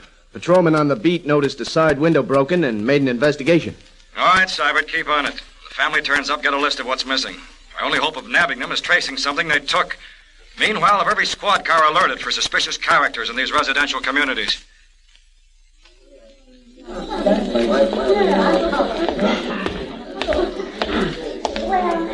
Yes? The room clerk told me I'd find Ted Murphy here at this counter. Why, yes. He's here sometimes. Is he here now? Well, who wants to know? I'm an old pal of his. Oh, yes. You're Lemons. Say, we ain't met someplace, have we, sister? No, but I'd know you anywhere. Yeah? Where's Ted? Come on around the counter. Sure.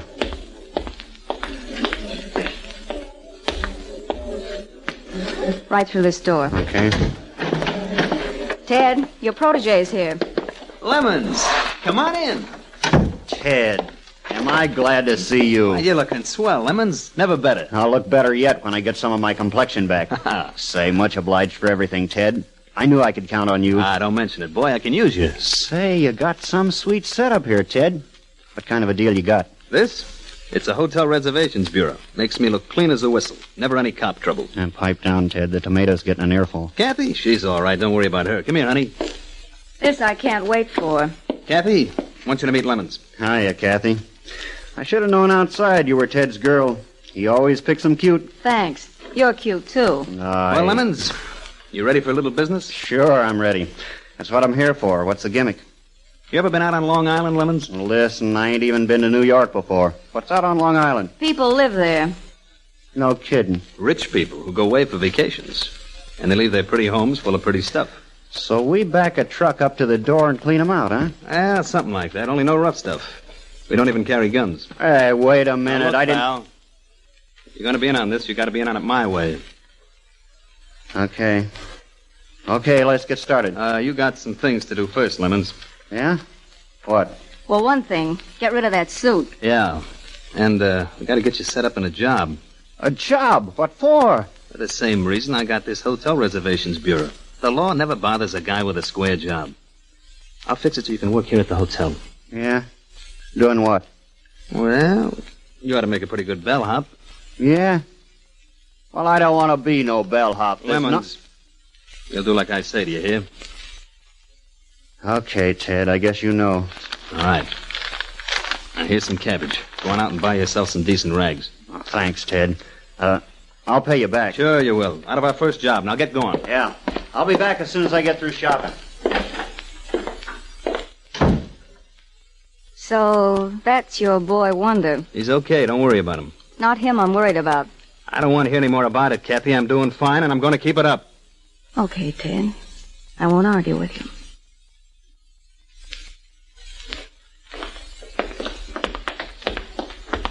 Hey, what do you say, Ted? That house there looks like a pipe. Millionaires. It's no good. Why not? I could be inside before you count 10. Forget it. What's the matter? The family's away for sure. The shutters are up. Can't you see the lawn is fresh cut? So what if it is? So that means there's probably a caretaker around someplace. So what? The two of us could handle him. We'd get some haul. Look, that's enough. We can handle people when we have to. There's no sense inviting trouble. We'll look over that red brick house on top of the hill. Okay, if you... Uh-oh. What's the matter? Cops. Let's get out of here. Shut up and keep walking. But Ted... Quiet. Just walk.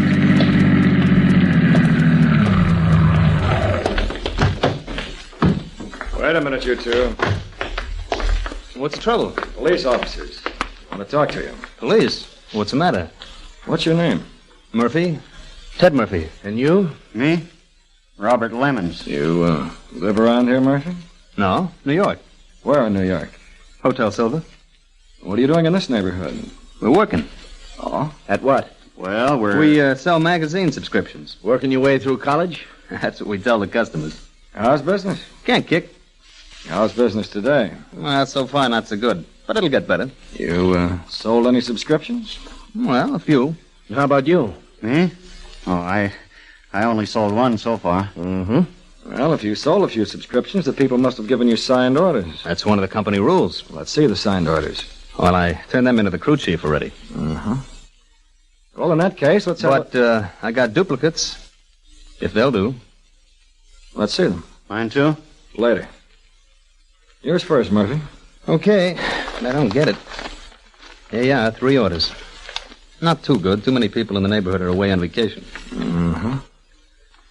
All right. There you are, Murphy. Much obliged. Come on, Savvy, let's go. All right, Sergeant. We'll do some checking in another neighborhood. Okay.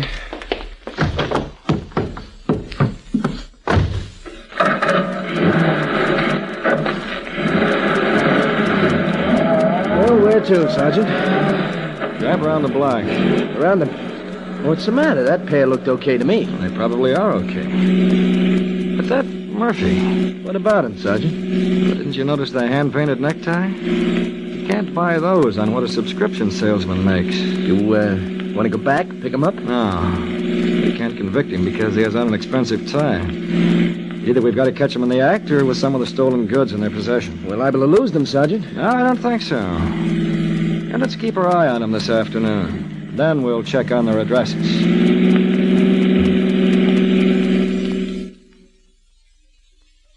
Well, Don, after his close brush with the officers, Murphy spent the rest of the afternoon soliciting magazine subscriptions, unaware the police had decided to check further on him. Before you tell us what the police learned, Commissioner Skidmore, here's a question about Christmas shopping. Have you seen the new Waterman sets that combine the latest Waterman's Taperite with matching pencils? See them and see how completely they answer your questions of what to give this Christmas. Here are sets that you can be proud to give. Because they're Watermans, you know their style to be in good taste and stay in good taste. Because they're Watermans, you know they'll never let you down. They'll write and keep on writing for years and years to come. In any Waterman's Taperite you give, you'll give a point that's hand-ground and tailored to the user's own style of handwriting. You'll give the greater convenience of one-stroke filling, of caps that lock in place without screws or threads. In other words, you'll give the pen quality that has been found most satisfactory by 70 million users. Yes, 70 million people. So go to your dealer's Monday. See his complete selection of styles and colors to meet every desire. See the new Watermans at $5, $8.75, $10, and $13.50, complete sets at equally attractive prices. You'll make no mistake in giving a Waterman's, for you give a pen to write with, and no other pen writes like a Waterman's. Now, what do you say, baby? Let's go out in the town tonight. I'm in the mood for it. Not tonight, Ted. Why not? Oh, I don't know. Maybe it was the way I was scared this afternoon. So I was late. I told you I was sorry. You said you'd be back at 3, sure. I thought you were pinched. I came back, didn't I? You worried for nothing. Well, this time, I suppose. But someday you're not going to come back. Look, Kathy, baby, I'm not stupid. I know when to hit hard and when to lay low. All you gotta be is smart, and I'm smart. Ted, promise me one thing. What? Your luck's bound to run out. Promise me when you get your first close call, you'll quit. Of course I will, baby. I'd be a fool to keep on if things look black, now wouldn't I? Okay, Ted. Come here. Sure. That's it. Hey, that was like you were kissing me for the last time. Was it? Who's that? Now, don't get excited. It's only Lemons. Oh. Let him in, will you, honey? Sure. Who is it? It's me. Open up. Hi, Kathy. Is Ted around? Yeah, he's around. Hiya, boss. Hello, Lemons. What's going on? Nothing, boss. Thought maybe you and Kathy'd like to go out and put away a few drinks. Kathy don't feel like going out. What's the matter, Kathy? You sick? I just don't feel like going out, that's all. Well, if anybody should feel like going out, it's Ted and me. Brother, after that close one we had this afternoon... Shut up. What close one? Doesn't concern you, Kathy. Tell me what it was, Lemons. Don't say a word. Did I do something wrong? What happened this afternoon? Get out of here, Lemons. But, boss... Go on, get out. Go to a movie or something, but get out. Okay. You don't have to get excited. Lemons. So long, Ted. Kathy, I'll see you later. What happened, Ted? Nothing. What happened? Okay, we were stopped by a couple of detectives. There was nothing. They let us go. Ted, Yeah? You've got to quit. You crazy? You've got to quit right now, you promise. I had enough of this nagging, Kathy. I know what I'm doing, and I intend to keep right on doing it. Okay. You can do whatever you please. Kathy! Where you going? I don't know. You're not going anyplace. You've got no hold on me, Ted. We're through. I can't help loving you, but I hate what you are. I can't sit and wait no more, wondering whether you'll come home or whether you're someplace in jail or in a gutter dead. I can't do it anymore, Ted. I can't. I hope they get you. I hope they knock some sense into you. You'll be better off. And heaven only knows I would. Kathy!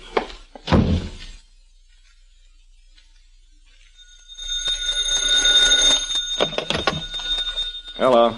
Hello, Sergeant. This is Seibert. I've got some news. Kathy just walked out on Ted Murphy. Oh? Yeah, they had a fight. I couldn't learn what it was all about. Where'd she go, Seibert? She took a room up on 93rd Street. I see. All right, keep up the watch on Murphy and Lemons. Maybe we can catch them in the act. But meanwhile, I want to talk to the girl. Have her picked up, only do it quietly.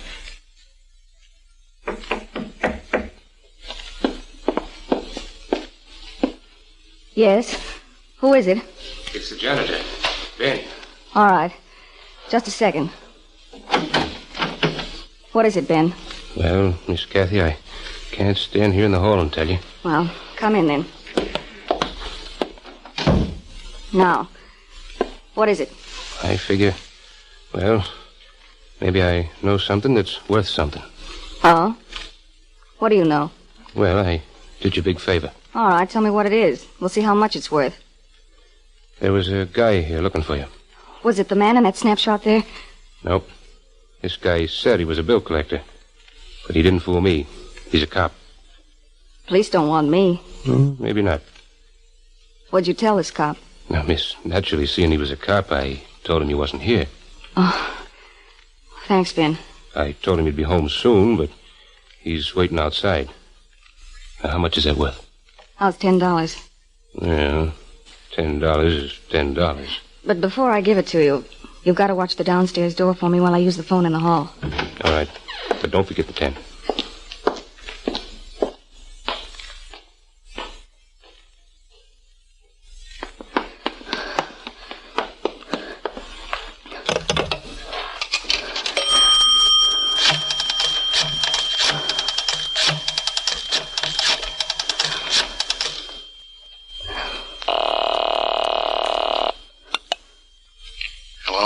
Lemons, where's Ted?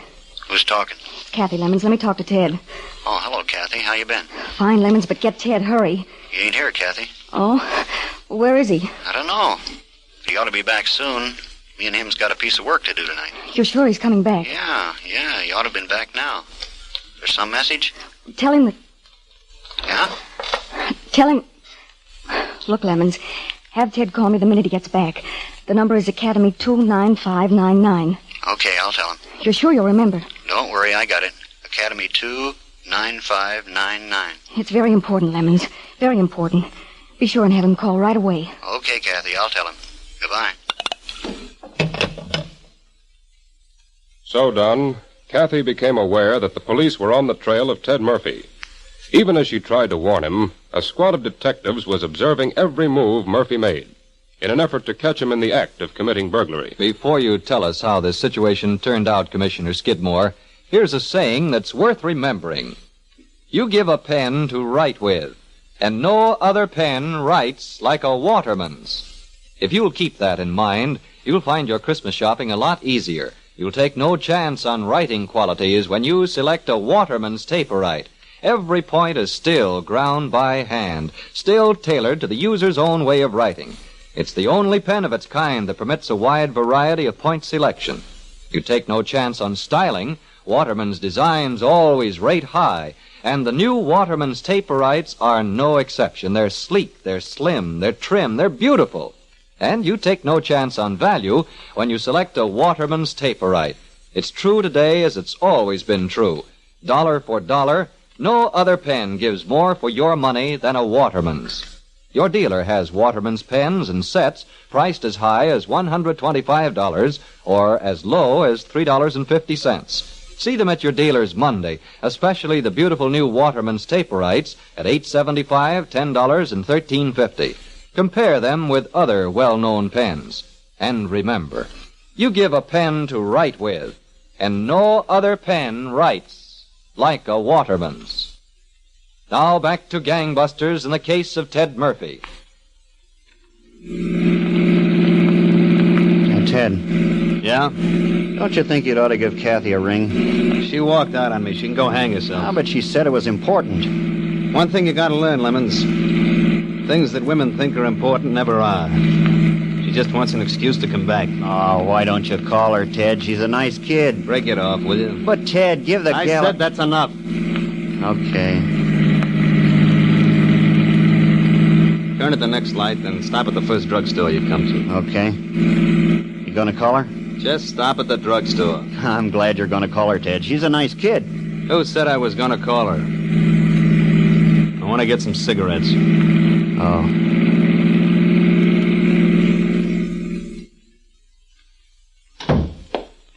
Oh, Cybert, what's new? Bad news, Sergeant.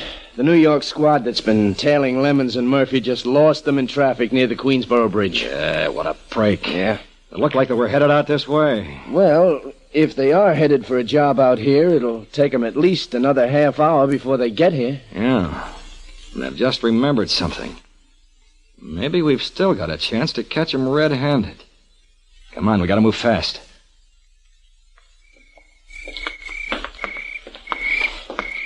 Come on, Lemons. The terrace door. Right with you. This one. All right, try it. It's a cinch. Okay, get it open.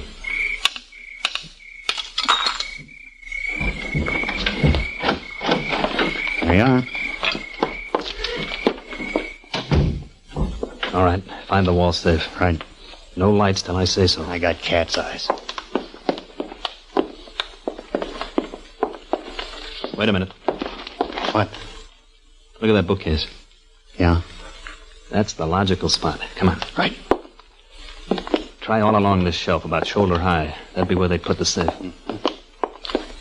Don't seem to be anything on the shelf down this way. Come here. You find something, Ted? Yeah, the safe. Come on. Push the books off. Okay. That's it. Get them all. There. How's that? Good. That won't be hard to crack. I can feel them dropping already. Hey, maybe we ought to knock the knob off. Shut up, will you? How can I listen to the tumblers? Hurry it up, Ted. Hurry up. Yeah. No trouble for an expert. Hey, I told you no flashlight. That ain't my light. What? Get your hands up, Murphy. What? Line her up. Okay, copper, they're up. I don't want no rough stuff. Your kind never does, unless you're dishing it out. You should have known better than to try the house you were casing when we talked to you the other day. We've been in here waiting 20 minutes. You guys never learn. Save the lecture, copper. I won't give you any. We'll let the judge have that privilege. So done. Ted Murphy and Robert Lemons, confronted with the damaging evidence against them, pleaded guilty and were sentenced to long terms in Sing Sing. Commissioner Skidmore, I can see it certainly is a most difficult job for police to solve even the most ordinary house burglary. It is done, and every householder should anticipate that someday he may be the victim of burglars. He'll have an excellent chance of recovering his valuables and sending the culprits to prison if careful advance note has been made of the description and serial numbers of such articles as watches, typewriters, and portable radios. This will aid the investigating detectives to trace these articles, any one of which may lead to the entire loot, and will quickly put burglars like Murphy out of business. Commissioner Skidmore, I understand that the case of Ted Murphy was not closed at this point. No, Don, it wasn't. And I'll be back on Gangbusters next week to tell how a misguided girl was instrumental in setting free a criminal who gave her no better reward than betrayal. Thank you, Commissioner Skidmore. And now, Gangbusters Nationwide Clues, broadcast every week so that every citizen can take an active part in the war against crime. $150 reward offered by authorities for the apprehension of Leroy Nash, who escaped Mobile County, Alabama jail on Thanksgiving Day, where he was held on 3 charges of burglary. Official description: Leroy Nash, alias Roy Taylor. Age 31. 6 feet tall. 165 pounds. Blue eyes. Brown hair. Cut scar inside right wrist. Cut scar inside right wrist. Reward for Leroy Nash. Attention, all citizens. Wanted by Maine authorities. Maxwell Adams, nicknamed Texas Horsefly, who violated parole after committing crime of forgery. His official description: age 41, 5 feet 10 and 1/2 inches, 195 pounds, brown hair and eyes, tattoo, left side of chest, letters E-V-A, frequents beer parlors, likes to perform magic tricks. Be on the lookout for Maxwell Adams, also known as the Texas Horsefly, last heard of in Coolin, Idaho. If you have any information concerning these clues, notify your local police, the Federal Bureau of Investigation, or Gangbusters at once. Next week, new facts in the case of the Elusive Bandit, who engineered a jailbreak with a book, but who learned that alert detectives could write a closing chapter to suit themselves. Listen next week, same time, same station, to the amazing new facts in the case of the Elusive Bandit on Gangbusters. And anytime, anywhere, when you are buying a fountain pen or when you are buying ink, always look for the name Waterman.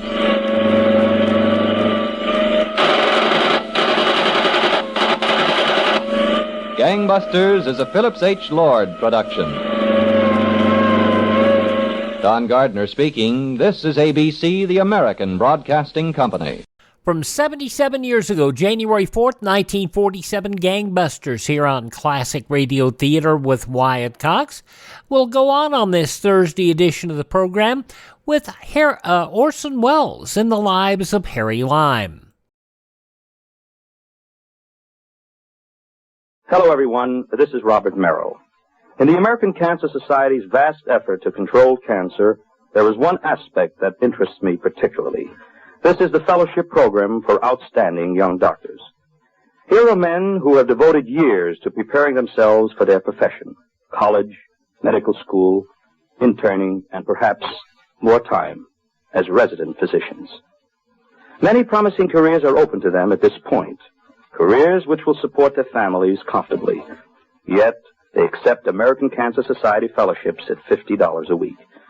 Now, these dedicated young scientists are working for us. We owe it to ourselves to help them in this tremendous fight against man's cruelest enemy. We can and we must help this fellowship program as well as the other valuable endeavors of the American Cancer Society. Give generously. Mail your contribution today to Cancer, care of your local post office. Now on Classic Radio Theater with Wyatt Cox, Orson Welles in the prequel to the Third Man motion picture, The Lives of Harry Lime. This episode from 72 years ago, January 4th, 1952, Cherchez la Gemme.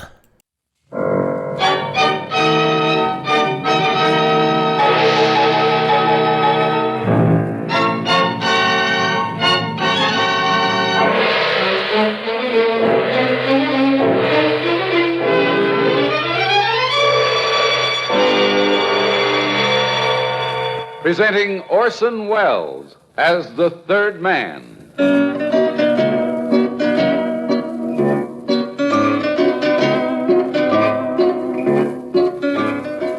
The Lives of Harry Lime.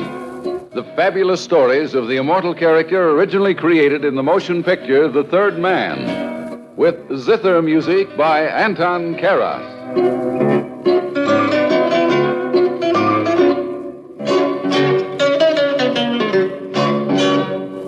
I always say money isn't everything. That's what I say. I don't mean it to. In fact, I've always considered it a generous basis for a deal. I take the money and you take the rest. What's that? You don't agree? Well, listen to this story. It all began on a boat. And there was a girl involved. Surprised? My doctor always tells me there's nothing like a quiet sea voyage to put you on your feet. My experience is just the reverse. Besides, the sea always makes me sick.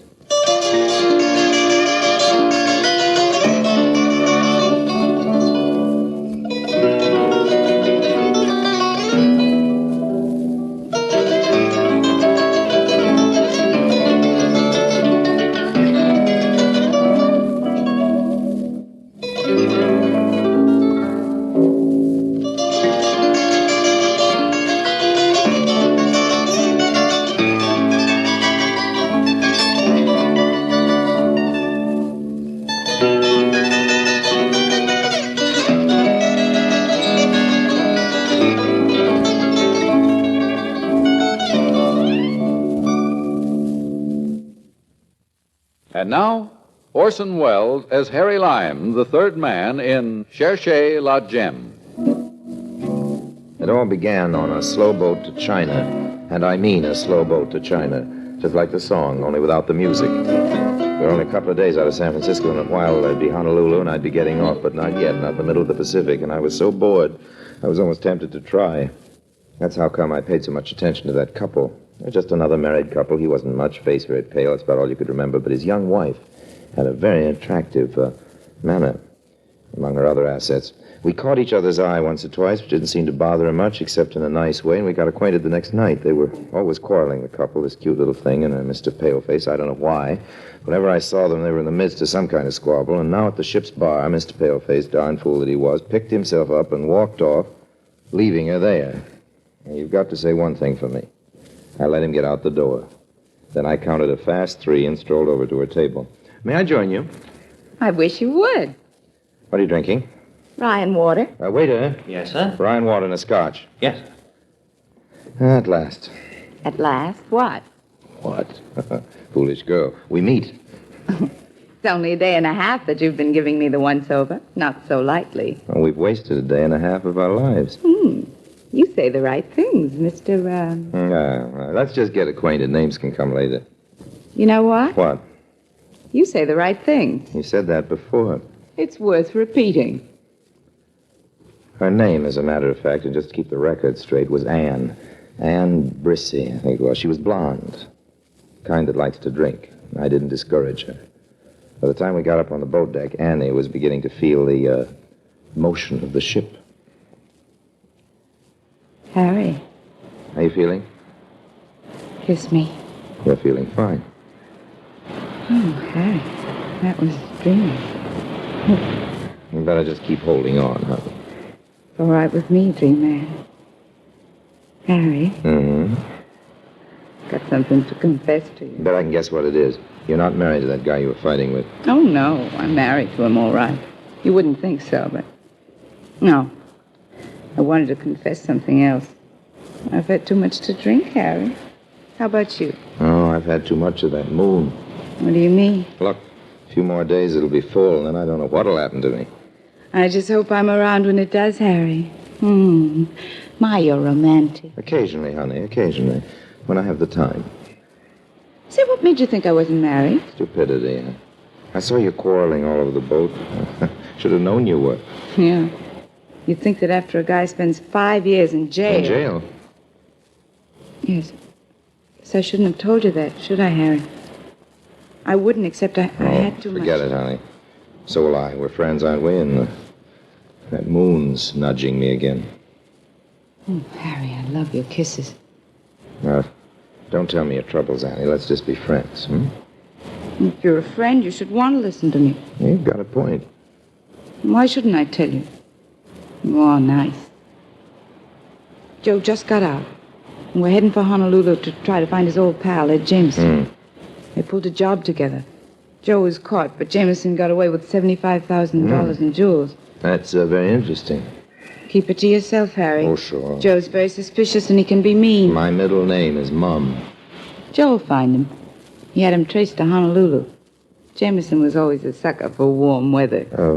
5 years is a long time. Jameson must have cashed in those jewels by now.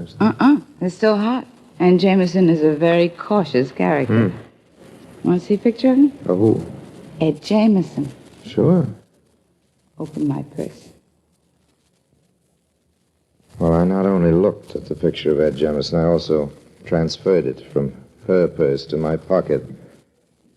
She was probably frightened because of what she'd spilled and didn't want to bump into me, so I didn't see her for the rest of the trip, but I'll tell you the truth, I didn't much care. I wasn't bored anymore. I had an interest in life.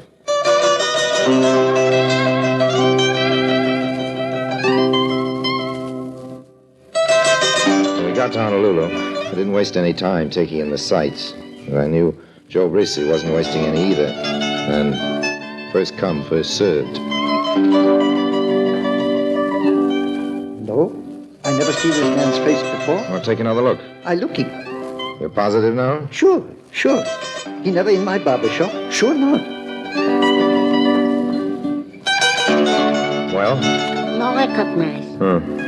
But I sell to so many people and face. I remember merchandise they buy, no face. I checked with I don't know how many people and places, but Ed Jemison didn't get around much, apparently. I was beginning to wonder if this wasn't a wild goose chase. The fifth night of my search, I was resting my tired legs in my hotel room and thinking despondently of $75,000 worth of jewels when... come in? Harry Lime? That's right. I guess you know me. Well, I've seen you, but I wouldn't say I know you. Stop playing games, kiddo. I said I don't. I'm Joe Brissy, the husband of the babe you got tight with on the boat. It's a habit of mine to get tight with wives. Which husband are you? I mean, which wife was yours? A wise guy, huh? Listen, you. I carry a gun and I'm a nervous guy. Interesting, but not important. Why tell me? In asking around for Jameson, I heard somebody else was asking, too.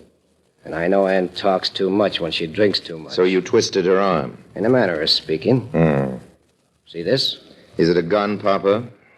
You'll stop looking for Ed Jameson or one of these little slugs will get in your way. I see. I do have some dope on Jemison. Cut me in, I'll tell you. I won't cut you in and you'll tell me. Only if you cut me in, no boy. There's a silencer on this gun, Lime. And I'm counting till 3. 1, 2... You really would shoot me. Okay, old man. Yesterday he was seen surfboard riding in front of the Royal Hawaiian Hotel. You lied through your teeth, kiddo. Jameson has a bad ticker. He can no more ride a surfboat than you can pull a fast one on me. Now listen here, Mr. Lime. Remember what I said. Lay off or you'll be a man with a bullet hole through his head.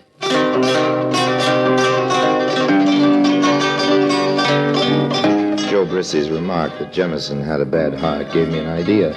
I began checking hospitals and doctors, and then, one afternoon... Are you the nurse in charge? Yes, what can I do for you? If you'll take a look at my badge.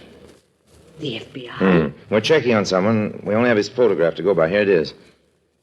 I know who he is, was. Died here several months ago. Heart attack. No. He left a wife and stepdaughter. Do you know where they live? Yes, or at least we probably have a record of their address. They run a rooming house on King Street. If you'll wait a moment, I'll get it for you.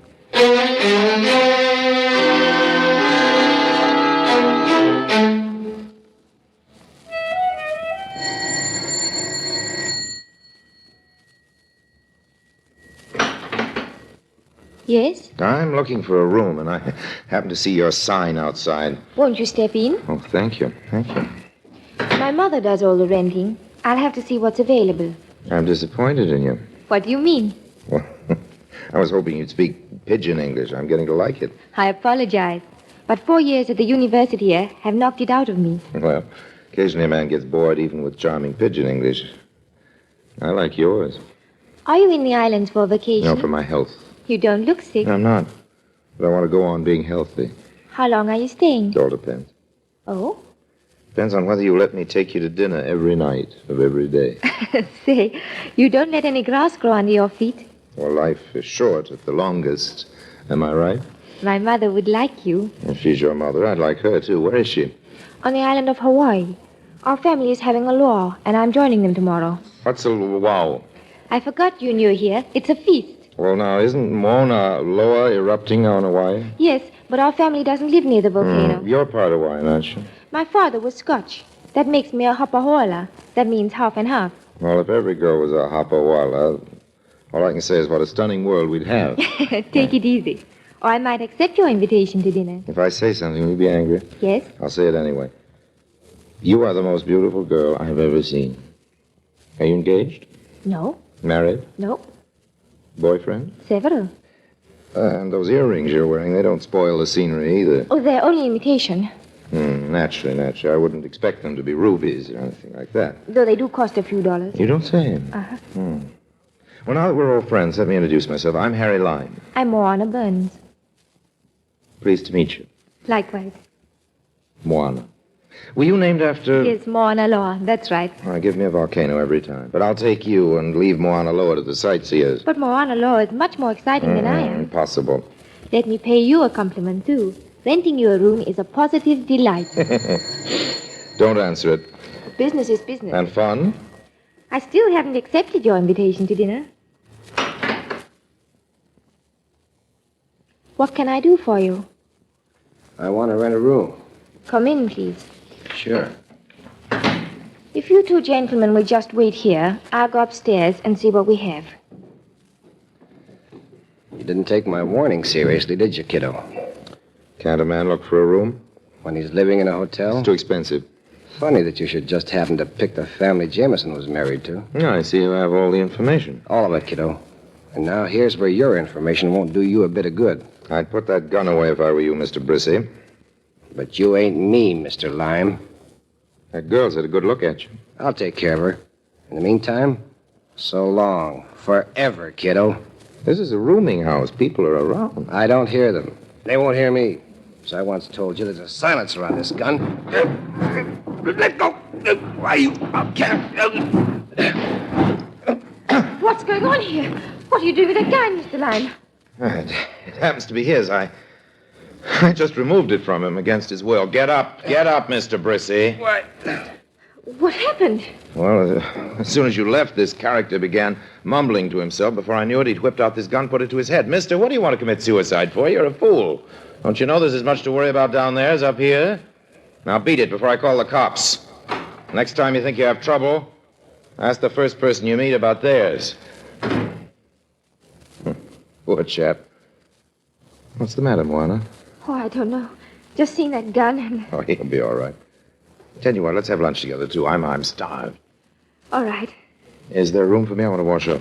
Room 210, upstairs to the left. How much? $2 a day. Make it 3. I'm happy. 2. But I'll order an extra dessert. Fair enough. And, Moana. Yes? Get that look of fear out of your eyes. It's all over now. Besides, I like my girls to look happy.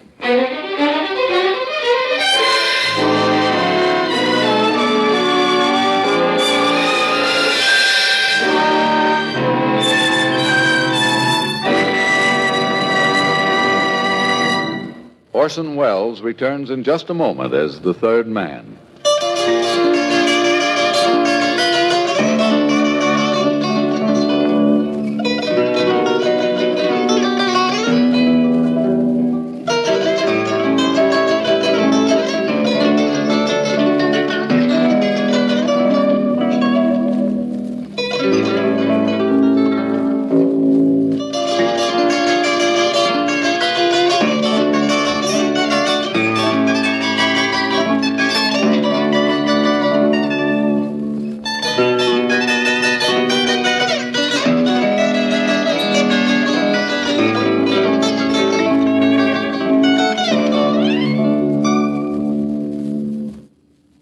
And now Orson Welles as the third man continues with Cherchez la Gemme.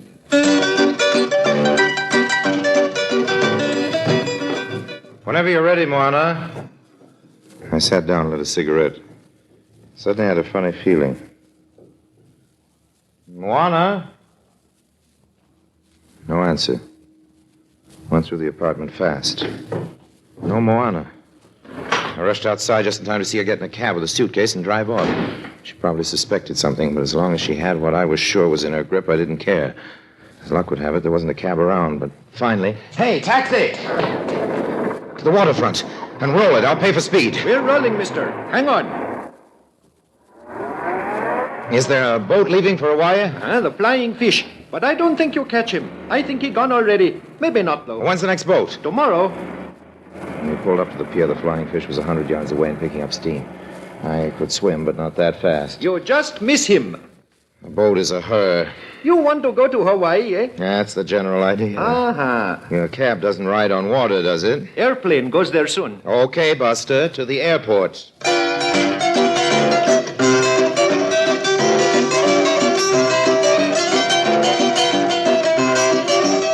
The plane wasn't leaving for a few hours, but it had still beat the Flying Fish to a wire with plenty of time to spare. I spent the afternoon being careful and staying out of sight. Didn't want to tangle with Joe Brissy again. The plane was crowded. Everybody wanted to see Mauna Loa in eruption. I sat back in my seat, watched the blue-green ocean below. Someone up front moved, and there was something about his movement.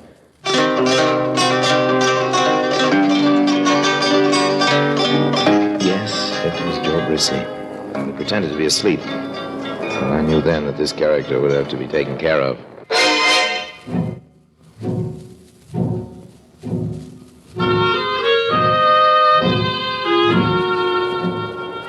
I was first off the plane, managed to give Joe the slip, hired a car, and drove to near the pier where I waited for the Flying Fish to dock. Sure enough, Moana was on it. She was met by a handsome Hawaiian woman, probably her mother. They drove off, and I followed at a safe distance. When we arrived at the beach, the family luau was in full swing. Harry. Oh, weren't we having lunch together? I was angry with you, but then I said, forgive and forget, so I forgave. But I couldn't forget, so here I am. You came just to see me? What else would I come here for? I'm sorry I ran off like that, Harry. That man got me all unstrung, and I wanted to be near my folks. Well, that's understandable. So, will you forgive me again, please? I'd forgive you again without a please. What are we waiting for? For you to take me in your arms. That's the easiest thing I've ever done in all my life. The easiest by far.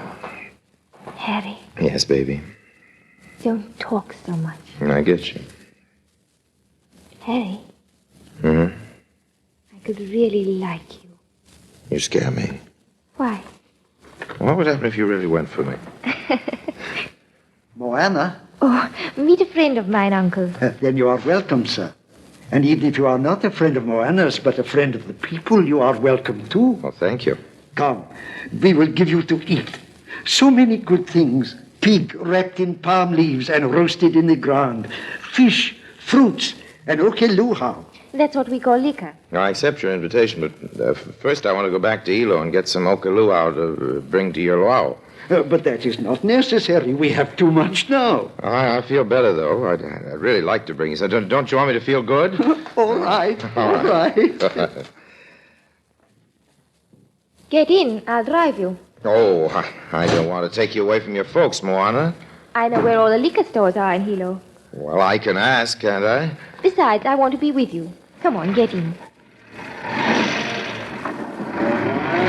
You should have called instead of renting a car. I was too anxious to see you.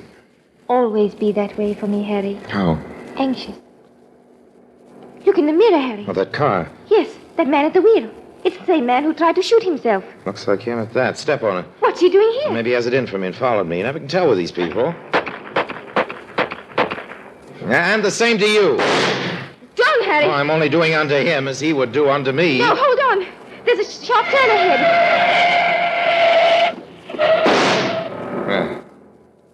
He won't be following us anymore. Flat tire.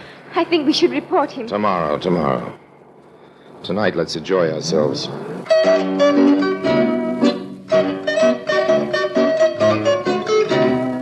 Hey, you just passed a liquor store. Did I? Where are you going? I don't really know, Harry. Stop the car. No. Stop it, I said. All right, let's hear it. What's the idea? My suitcase in the back of this car is the idea, Harry. Oh. So you saw me put it there? Yes. And the man who followed us. He was after the same thing. When you both fought in my house, I didn't believe your story. Why not? It was a good story. You said you were a tourist.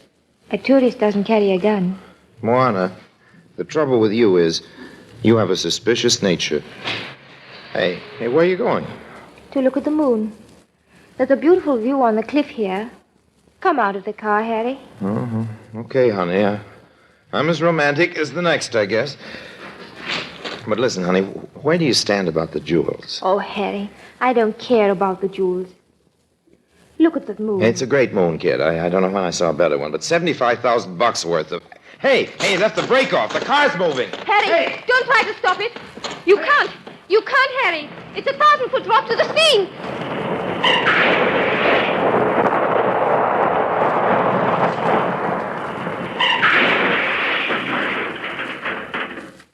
Phew. That was a close one. I almost went over with it. But you managed to save... I managed to save this. At the risk of my life, I grabbed at the back seat, and this is what I came up with. A half bottle of scotch. Hey, you didn't tell me about the scotch. You didn't tell me about the jewels. Now they're all at the bottom of the Pacific Ocean. That's all right. The car's probably insured. Oh, the car's probably insured, so everything's fine, isn't it? Well, what about the jewels? We can't just stand here. All right, let's sit down. Moana, honey. Honey, $75,000 of your money, it was as good as money, just fell into the sea. But it wasn't mine anymore. You'd take it. Sure, but we could have worked something out. Sit down, Harry. Here, next to me, and stop worrying. The trouble with you is you haven't been long enough on these islands. What happens if I stay? See the part of the moon, Harry, sparkling on the water? Those are the real jewels. A lot more real than those other things. You know what I think? I think you slipped that brake intentionally. I think you're just crazy enough to do it. I hated them. Really, I did. My stepfather only told my mother about them the day before he died. And then we would have turned them in, except that we were afraid. We didn't know what to do. We didn't want to bring shame on his head. He had been good to us. Well, your stepfather was a crook, honey. Not in his heart. In his heart, he was a good man. Like you. Oh, Harry, I wanted us to go on liking each other. That's why I let the car slide off the cliff. Honey, $75,000 wouldn't make me like you any less. But you... Okay. I haven't been on the islands long enough. Don't you think you ought to kiss me, Harry? Either that or toss you in after the car. Oh, Harry. I'll settle for the kiss. But first, give me some of that scotch. I need it. To give you courage to kiss me? No, to cheer me up after the shock of losing all that dough. Harry, look at the moon. Look at me. We're the real things, not money. Money can't buy you health or happiness. No, but I like to have it around so I can choose the type of misery that's most agreeable to me. Okay, Moana, I know when I'm licked.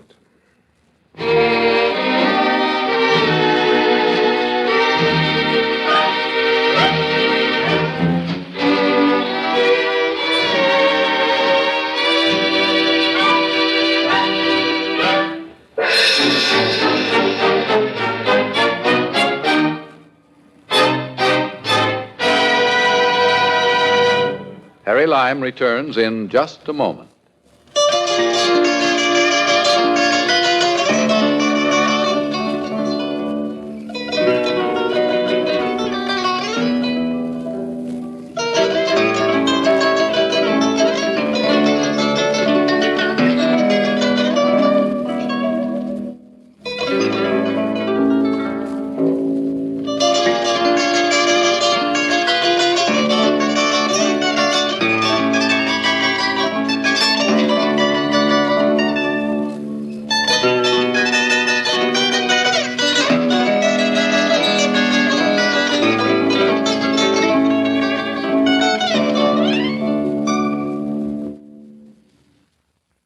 And now, Harry Lime.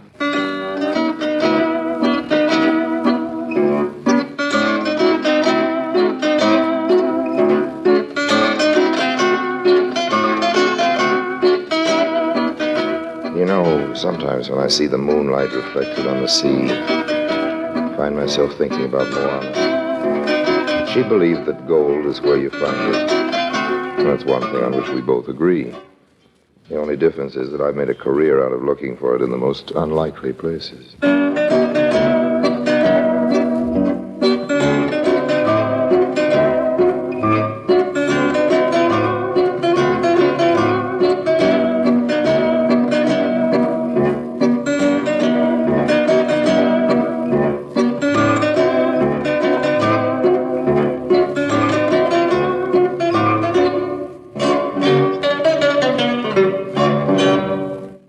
72 years ago, January 4th, 1952, The Lives of Harry Lime here on Classic Radio Theater with Wyatt Cox. Tomorrow, more crime drama. Barry Craig, confidential investigator. Mr. Keene, tracer of lost persons. Frank Sinatra as Rocky Fortune. And Larry Thor as in Broadway Is My Beat, Detective Danny Clover there. And, of course, an episode of Lum and Abner as they begin marketing their Lucky Loaf bread. But right now, we're going to be very lucky because next, David Bryan as Mr. District Attorney on Classic Radio Theater with Wyatt Cox.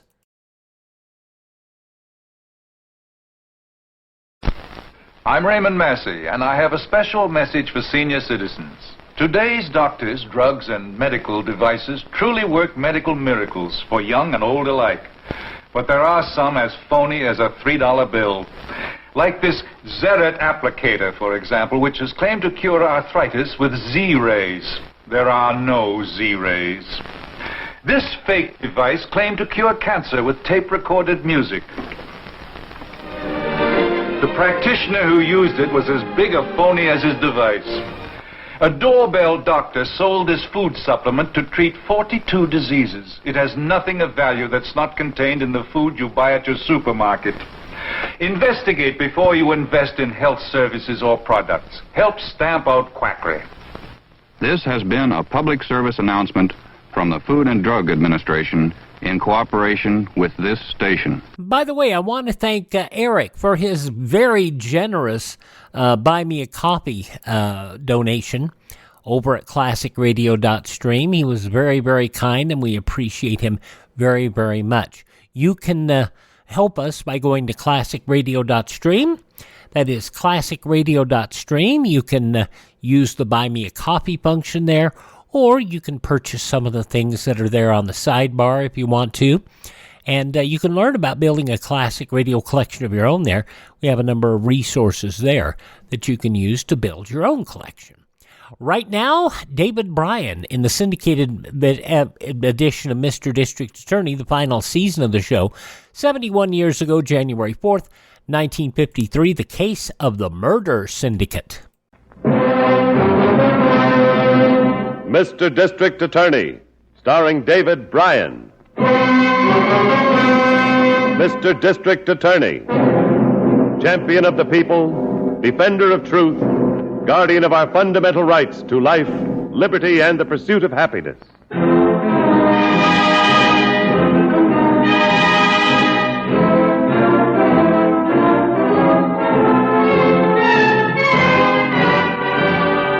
And it shall be my duty as district attorney not only to prosecute to the limit of the law all persons accused of crimes perpetrated within this county, but to defend with equal vigor the rights and privileges of all its citizens.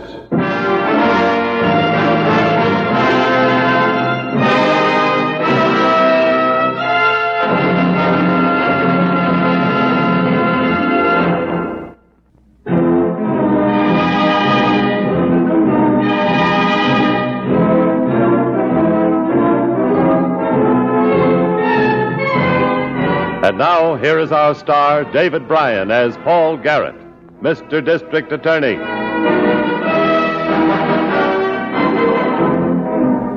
In order to prove the guilt of a murderer, a district attorney must establish a motive. But a motive is sometimes hard to prove, especially when the killer and his victim are total strangers to each other. This case started late one night at a service station on the outskirts of the city.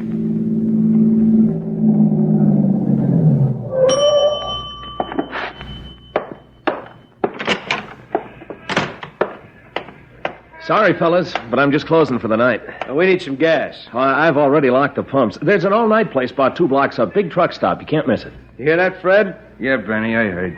Man don't want to wait on us, Fred. I didn't say that. I said I'm closed. He's laughing at us, Benny. He thinks it's funny that he don't want to wait on us. There's no point in getting out of the car. I'm not going to wait on you. Hear that, Fred? This is a real nasty guy. Yeah. No wonder his wife don't like him. What's that supposed to mean? You know, Benny, this guy ain't very bright. Yeah, maybe his wife never told him. Maybe she didn't want to hurt his feelings.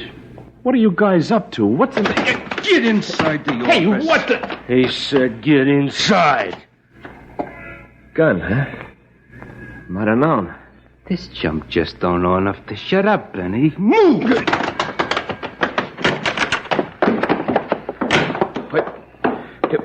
If this is a stick-up, you're out of luck. All the money's in the safe, and the day man has the keys. Hey, he thinks it's a hold-up, Fred. I don't know why, Benny. You got a nice, honest face. Could it be me? Nah, you got an honest face, too. It's like his wife says. He's a dope. What is this? Some kind of a gag Estella's pulling? Oh, no, Mr. Wade. It's not a gag. Would you think it was a gag when she took out the insurance policy last year? Why, I don't understand you guys. Step into the accident room, Mr. Wade. You heard me. Get in the storeroom. No, listen to me. Get in there. Well, now we have got it nice and private. Don't be crazy, you guys. You'll get caught. You'll go to the chair. You know, she was right, Benny. This boy's a very dull talker. Yeah, grab the tire iron, Fred. No, let me call Estelle. Let me talk to her. It'll only bore her. Go ahead. Give it to him, will you? You can't be... Well, that did it. Let's get out of here.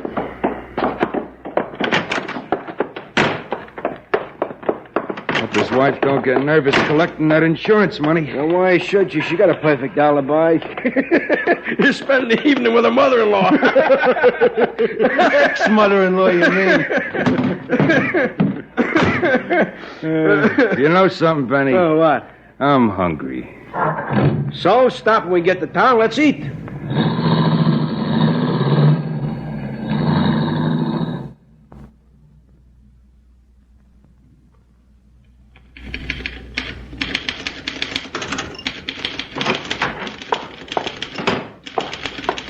Be with you as soon as I finish this paragraph, Mrs. Wade. Thank you.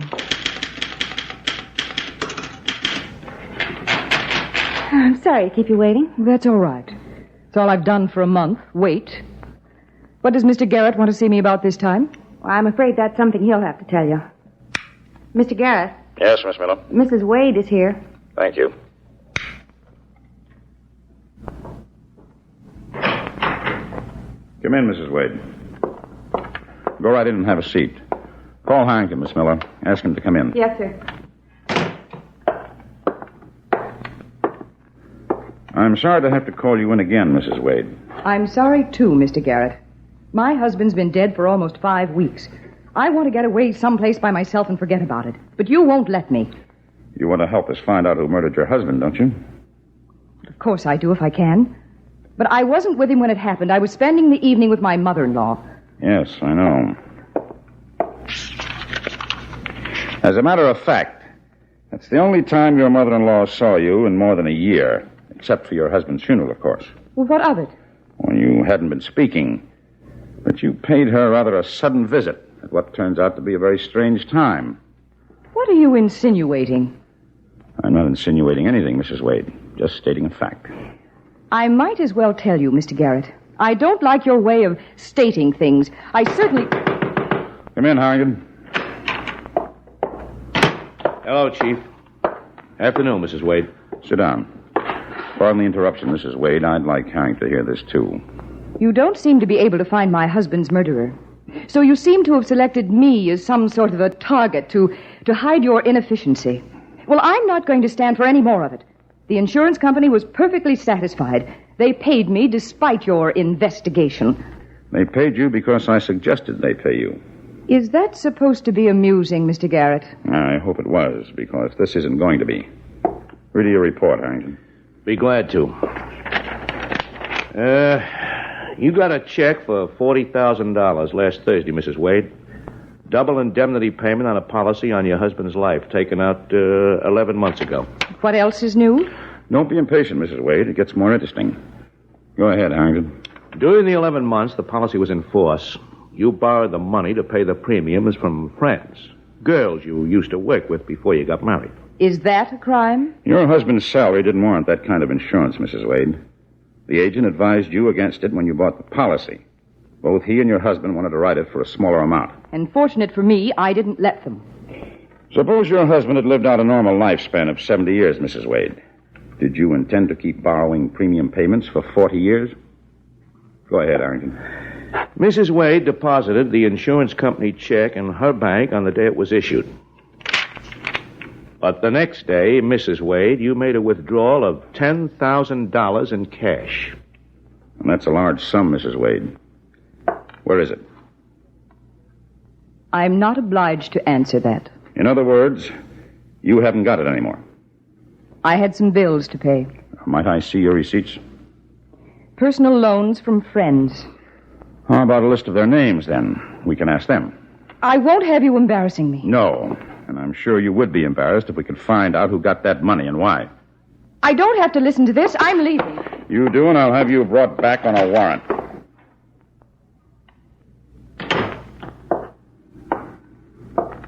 All right. I'll listen to you for one more minute. But the next time you call me in here, I'm going to bring an attorney. I advise it, because the next time I call you in, you may need one. You know what these are? No. Reports on your husband. No criminal record. No dubious associates. No enemies. Well liked by all who knew him. Except you. Do you know what reports like this, in cases like this, always make me think? I'm not a mind reader. They make me think of professional killers. Killers hired by somebody who can profit by the murder, but be shielded by the safety of a perfect alibi. Do I make myself clear? Too clear. What did you do with that $10,000? None of your business. If the lecture is over, I'll leave now.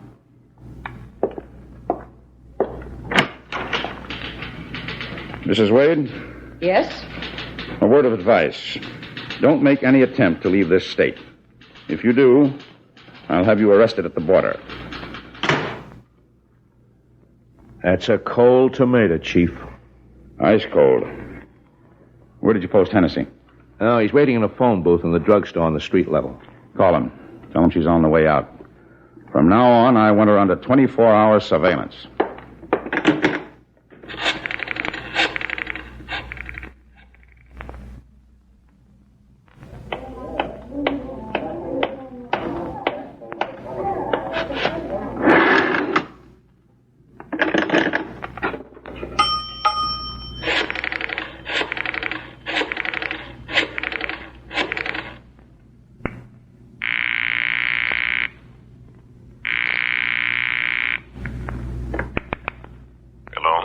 Kraft? Yes, Stella. I just left Garrett's office. What did he want this time? Wait a minute. Can't you find another booth to wait for? I'll be some time. Hello? What was that? It was nothing, Kraft. Just somebody waiting for the booth. What about Garrett? He asked a lot of questions about the $10,000 I gave you to... you know. Let him ask. What if they happen to pick up those boys you hired for the job? They're strangers in town. They never heard of the grease ball you were married to. Who's even going to ask them? All right. Now, don't get nervous. I waited a long time for this money. I want to enjoy it. Don't worry. Have a ball. Goodbye.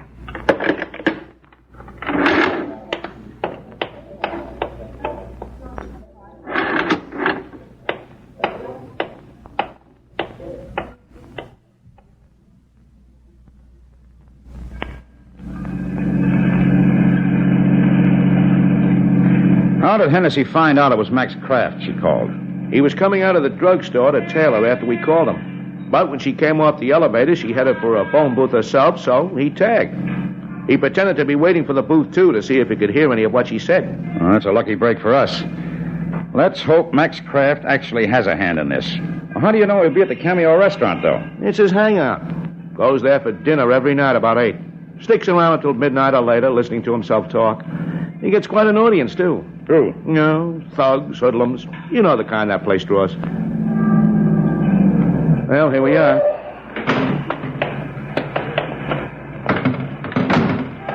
We'll have a good show for his audience tonight when you start asking him questions. Well,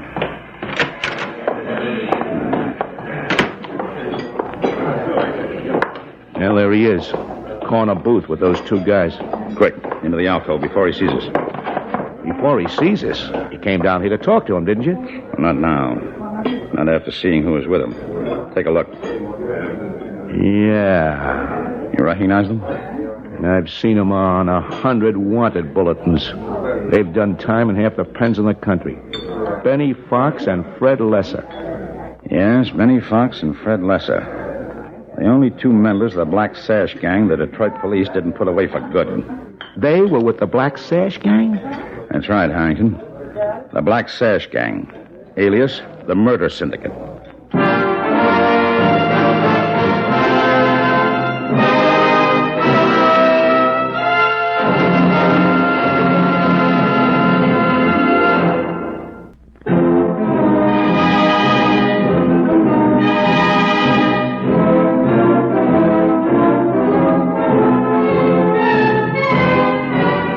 And now back to David Bryan, starring as Paul Garrett, Mr. District Attorney. A man had been brutally murdered, and his widow, with a perfect alibi, had profited handsomely. We suspected professional killers hired for the job. But the only link between the widow and the killers seemed to be a disbarred attorney Harrington and I had traced to a midtown restaurant. They're getting up to leave, Chief. Yes. Benny and Fred seem to be unhappy about something. Have they ever seen you? Would they know you by sight? Benny and Fred? No. Max Kraft knows me, though. I don't want the others to see you. Not just yet. You stay here undercover. What are you going to do? Say hello to the gentlemen. Oh, here they come. Next time you got something to tell us, Max, will you tell us by phone? You worry too much, Benny. You like to worry, Max. Well, hello, Paul. Hello, Max. Paul, I'd like you to meet a couple of friends of mine. They're from California. Mr. Evans and Mr. Johnson. Gentlemen. This is Paul Garrett, our district attorney. Nice meeting you, Mr. Garrett. Yeah, real nice. Your friends don't happen to be in the stolen car business, do they, Max? Paul, these gentlemen are in the real estate business. Yeah, real estate. Thinking of opening offices here. I've been telling them about you. About how nice and clean you keep this county. Then tell them I intend to keep it clean of automobile thieves. Good evening, gentlemen. Well, come on, Max, let's get out of here. Sure. Good night, Paul. Good night.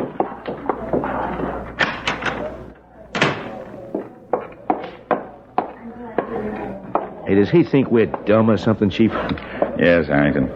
I'm afraid he does. What was that stolen car business all about? Just a throw-off. To make him keep on thinking as he does. Why didn't you want them to see me? Because you're going to be part of a little scheme, Harrington. A scheme to draw them out into the open. Oh? How? Oh, to be brief, I'm going to have somebody hire them to kill you. Well, how nice for me. It's our only chance, Harrington. If we could catch Benny and Fred red-handed, they might open up on Max. And if Max gets trapped... He'll dump anybody overboard trying to get himself out. That's right. Let's go.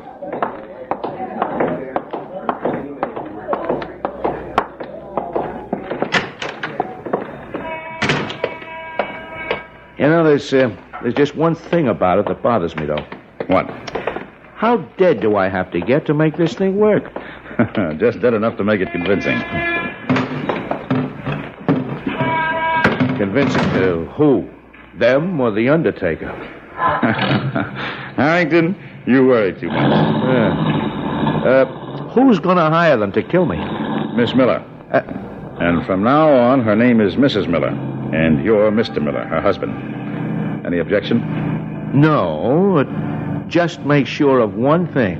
What's that? I'd like my maiden name back when you order the tombstone.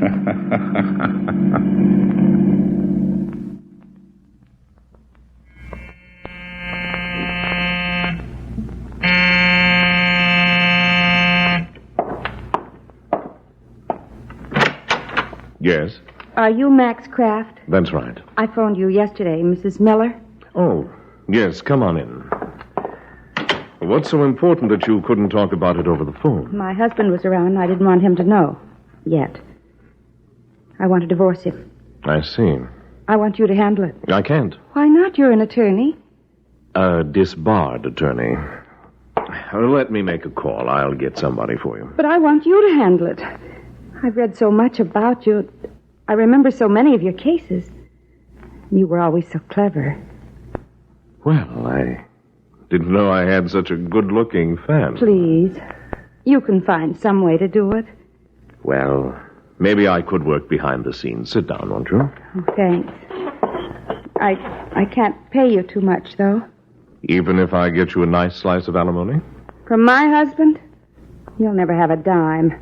The only way I could get any money out of him would be if he dropped dead. Dead men don't pay alimony. No, but insurance companies do. It's all you ever thinks of, insurance. How's your husband's health? Too good, or I wouldn't be here. Why? I don't like to see young ladies rush into a divorce without thinking of all the possibilities. I've thought of all of them. Have you? Let me think about it. Now, how about having dinner with me tomorrow night? Then you will help me? Maybe. After we get to know each other better, I can help you a lot. Are you as clever as everybody says you are? You'll find out tomorrow night. Where? The Cameo, 8 o'clock. If I can get away.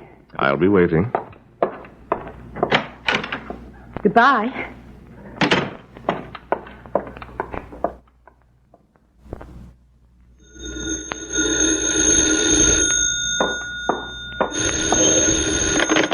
Hello? Benny, Yeah, Kraft.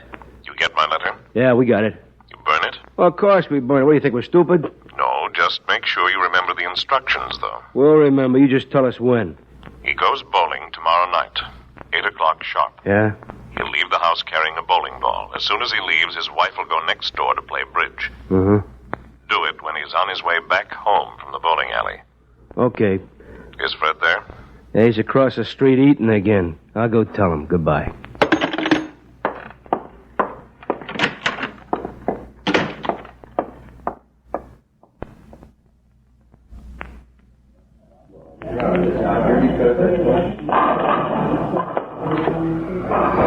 They still out there, Chief? Yes. Hennessy says they're parked in the far corner of the parking lot. Almost 11 o'clock. You can get ready to go. You know what to do. Drive straight up Franklin Avenue. There are unmarked prowl cars at every intersection. As soon as they gun you, we'll get them. I hope that car is as bulletproof as you think it is. Don't worry, it is. And when they open fire, brake, skid, run into a building. Make it look good. The inside of the car is covered with crash padding. You won't get hurt. If I don't, it's a cinch. Nobody else will. Well, here goes nothing. Very good. Here, you forgot your bowling ball. Oh, thanks. I wish my head was this hard. Just for tonight.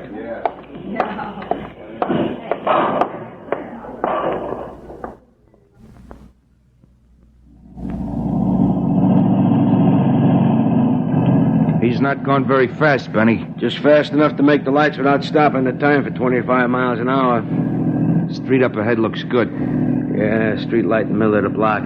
I'll pass him on the outside just as he gets to it. No, not too fast. Look, I know how to drive. Okay. Well, you gonna roll your window down or you planning to shoot right through it? I'm rolling it down. Happy? Yeah. Then speed it up if you're gonna pass at the light. Now, how's this? Perfect. We're coming up just right. Now! You got him! It was sweet. Get rolling fast. There isn't another car in sight. Hey, Benny, up ahead. Hey, 2 cars blocking the intersection. Back up. Turn around. It's no good. Other cars coming from back there. Red lights flashing. It's police cars. All right, pile out. Don't move, you men. Oh, no. That'll get you no place. Give them a sample, Hennessy. Go all over their heads. The next burst will be 5 feet lower. They'll chop us to ribbons with that thing, Benny. All right, drop your gun. Hey, we give up. We dropped our guns. That's better. Looks like we got to you a bit too late to save that man you killed back there, though. Well, who tipped you to this? His wife got cold feet at the last moment.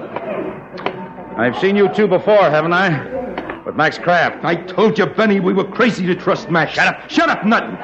He was so sure this dame wouldn't crack up. Oh, no, he tells us. Iron nerves, just like the Wade dame. Mrs. Wade, the wife of the service station operator who was killed? Who else? Max and his bright idea. I told you to shut up, You Brad. shut up! If I get the chair, I'm going to make sure of one thing. Max Kraft is going to be sitting there right in my lap when he turned the juice on.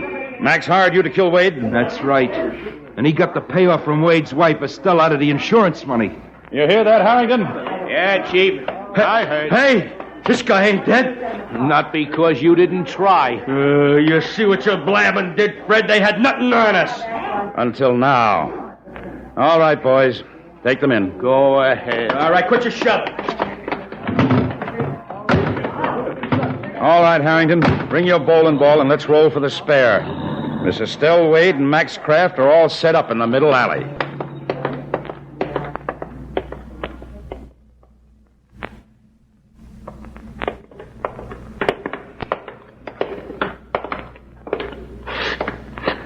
All right, Mulligan.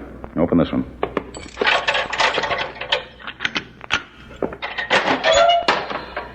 Go ahead, Mrs. Wade.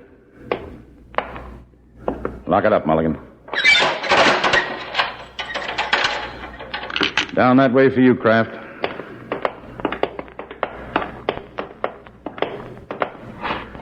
Mulligan.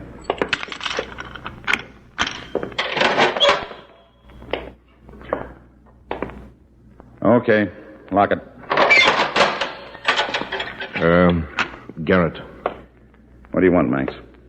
How about me turning state's witness, Paul? Want to make a deal? I don't want to. And I don't have to. Don't be too sure, Paul. When it comes to courtrooms, I know a few tricks. You'll need them because I've got a surprise witness who might be too much for you. Who? Mrs. Miller. She knows your whole operation. Don't kid me, Garrett. Why would she testify and incriminate herself? Because she isn't Mrs. Miller. She's Miss Miller. And she happens to be my secretary. You see, Max, I know a few tricks, too.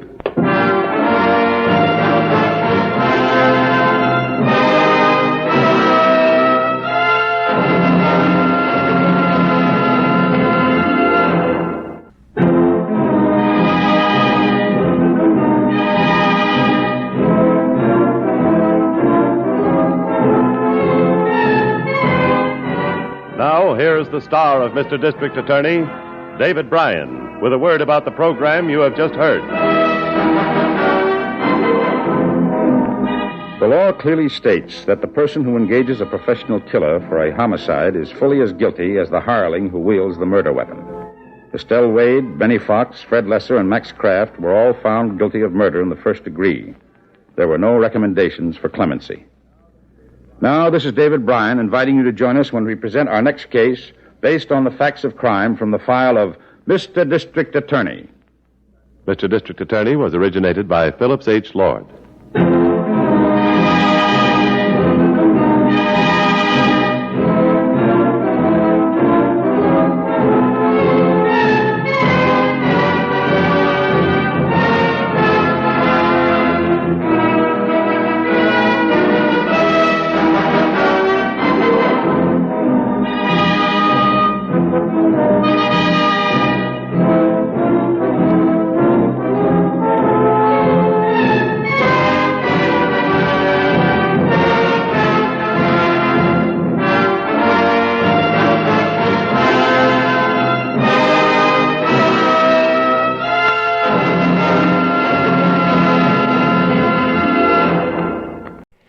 There you have it. From January 4th, 1953, 71 years ago, Mr. District Attorney here on Classic Radio Theater with Wyatt Cox. Thanks again to Eric for using the Buy Me a Coffee function at classicradio.stream. You're greatly appreciated, Eric, and all of you who do that, I appreciate you very well.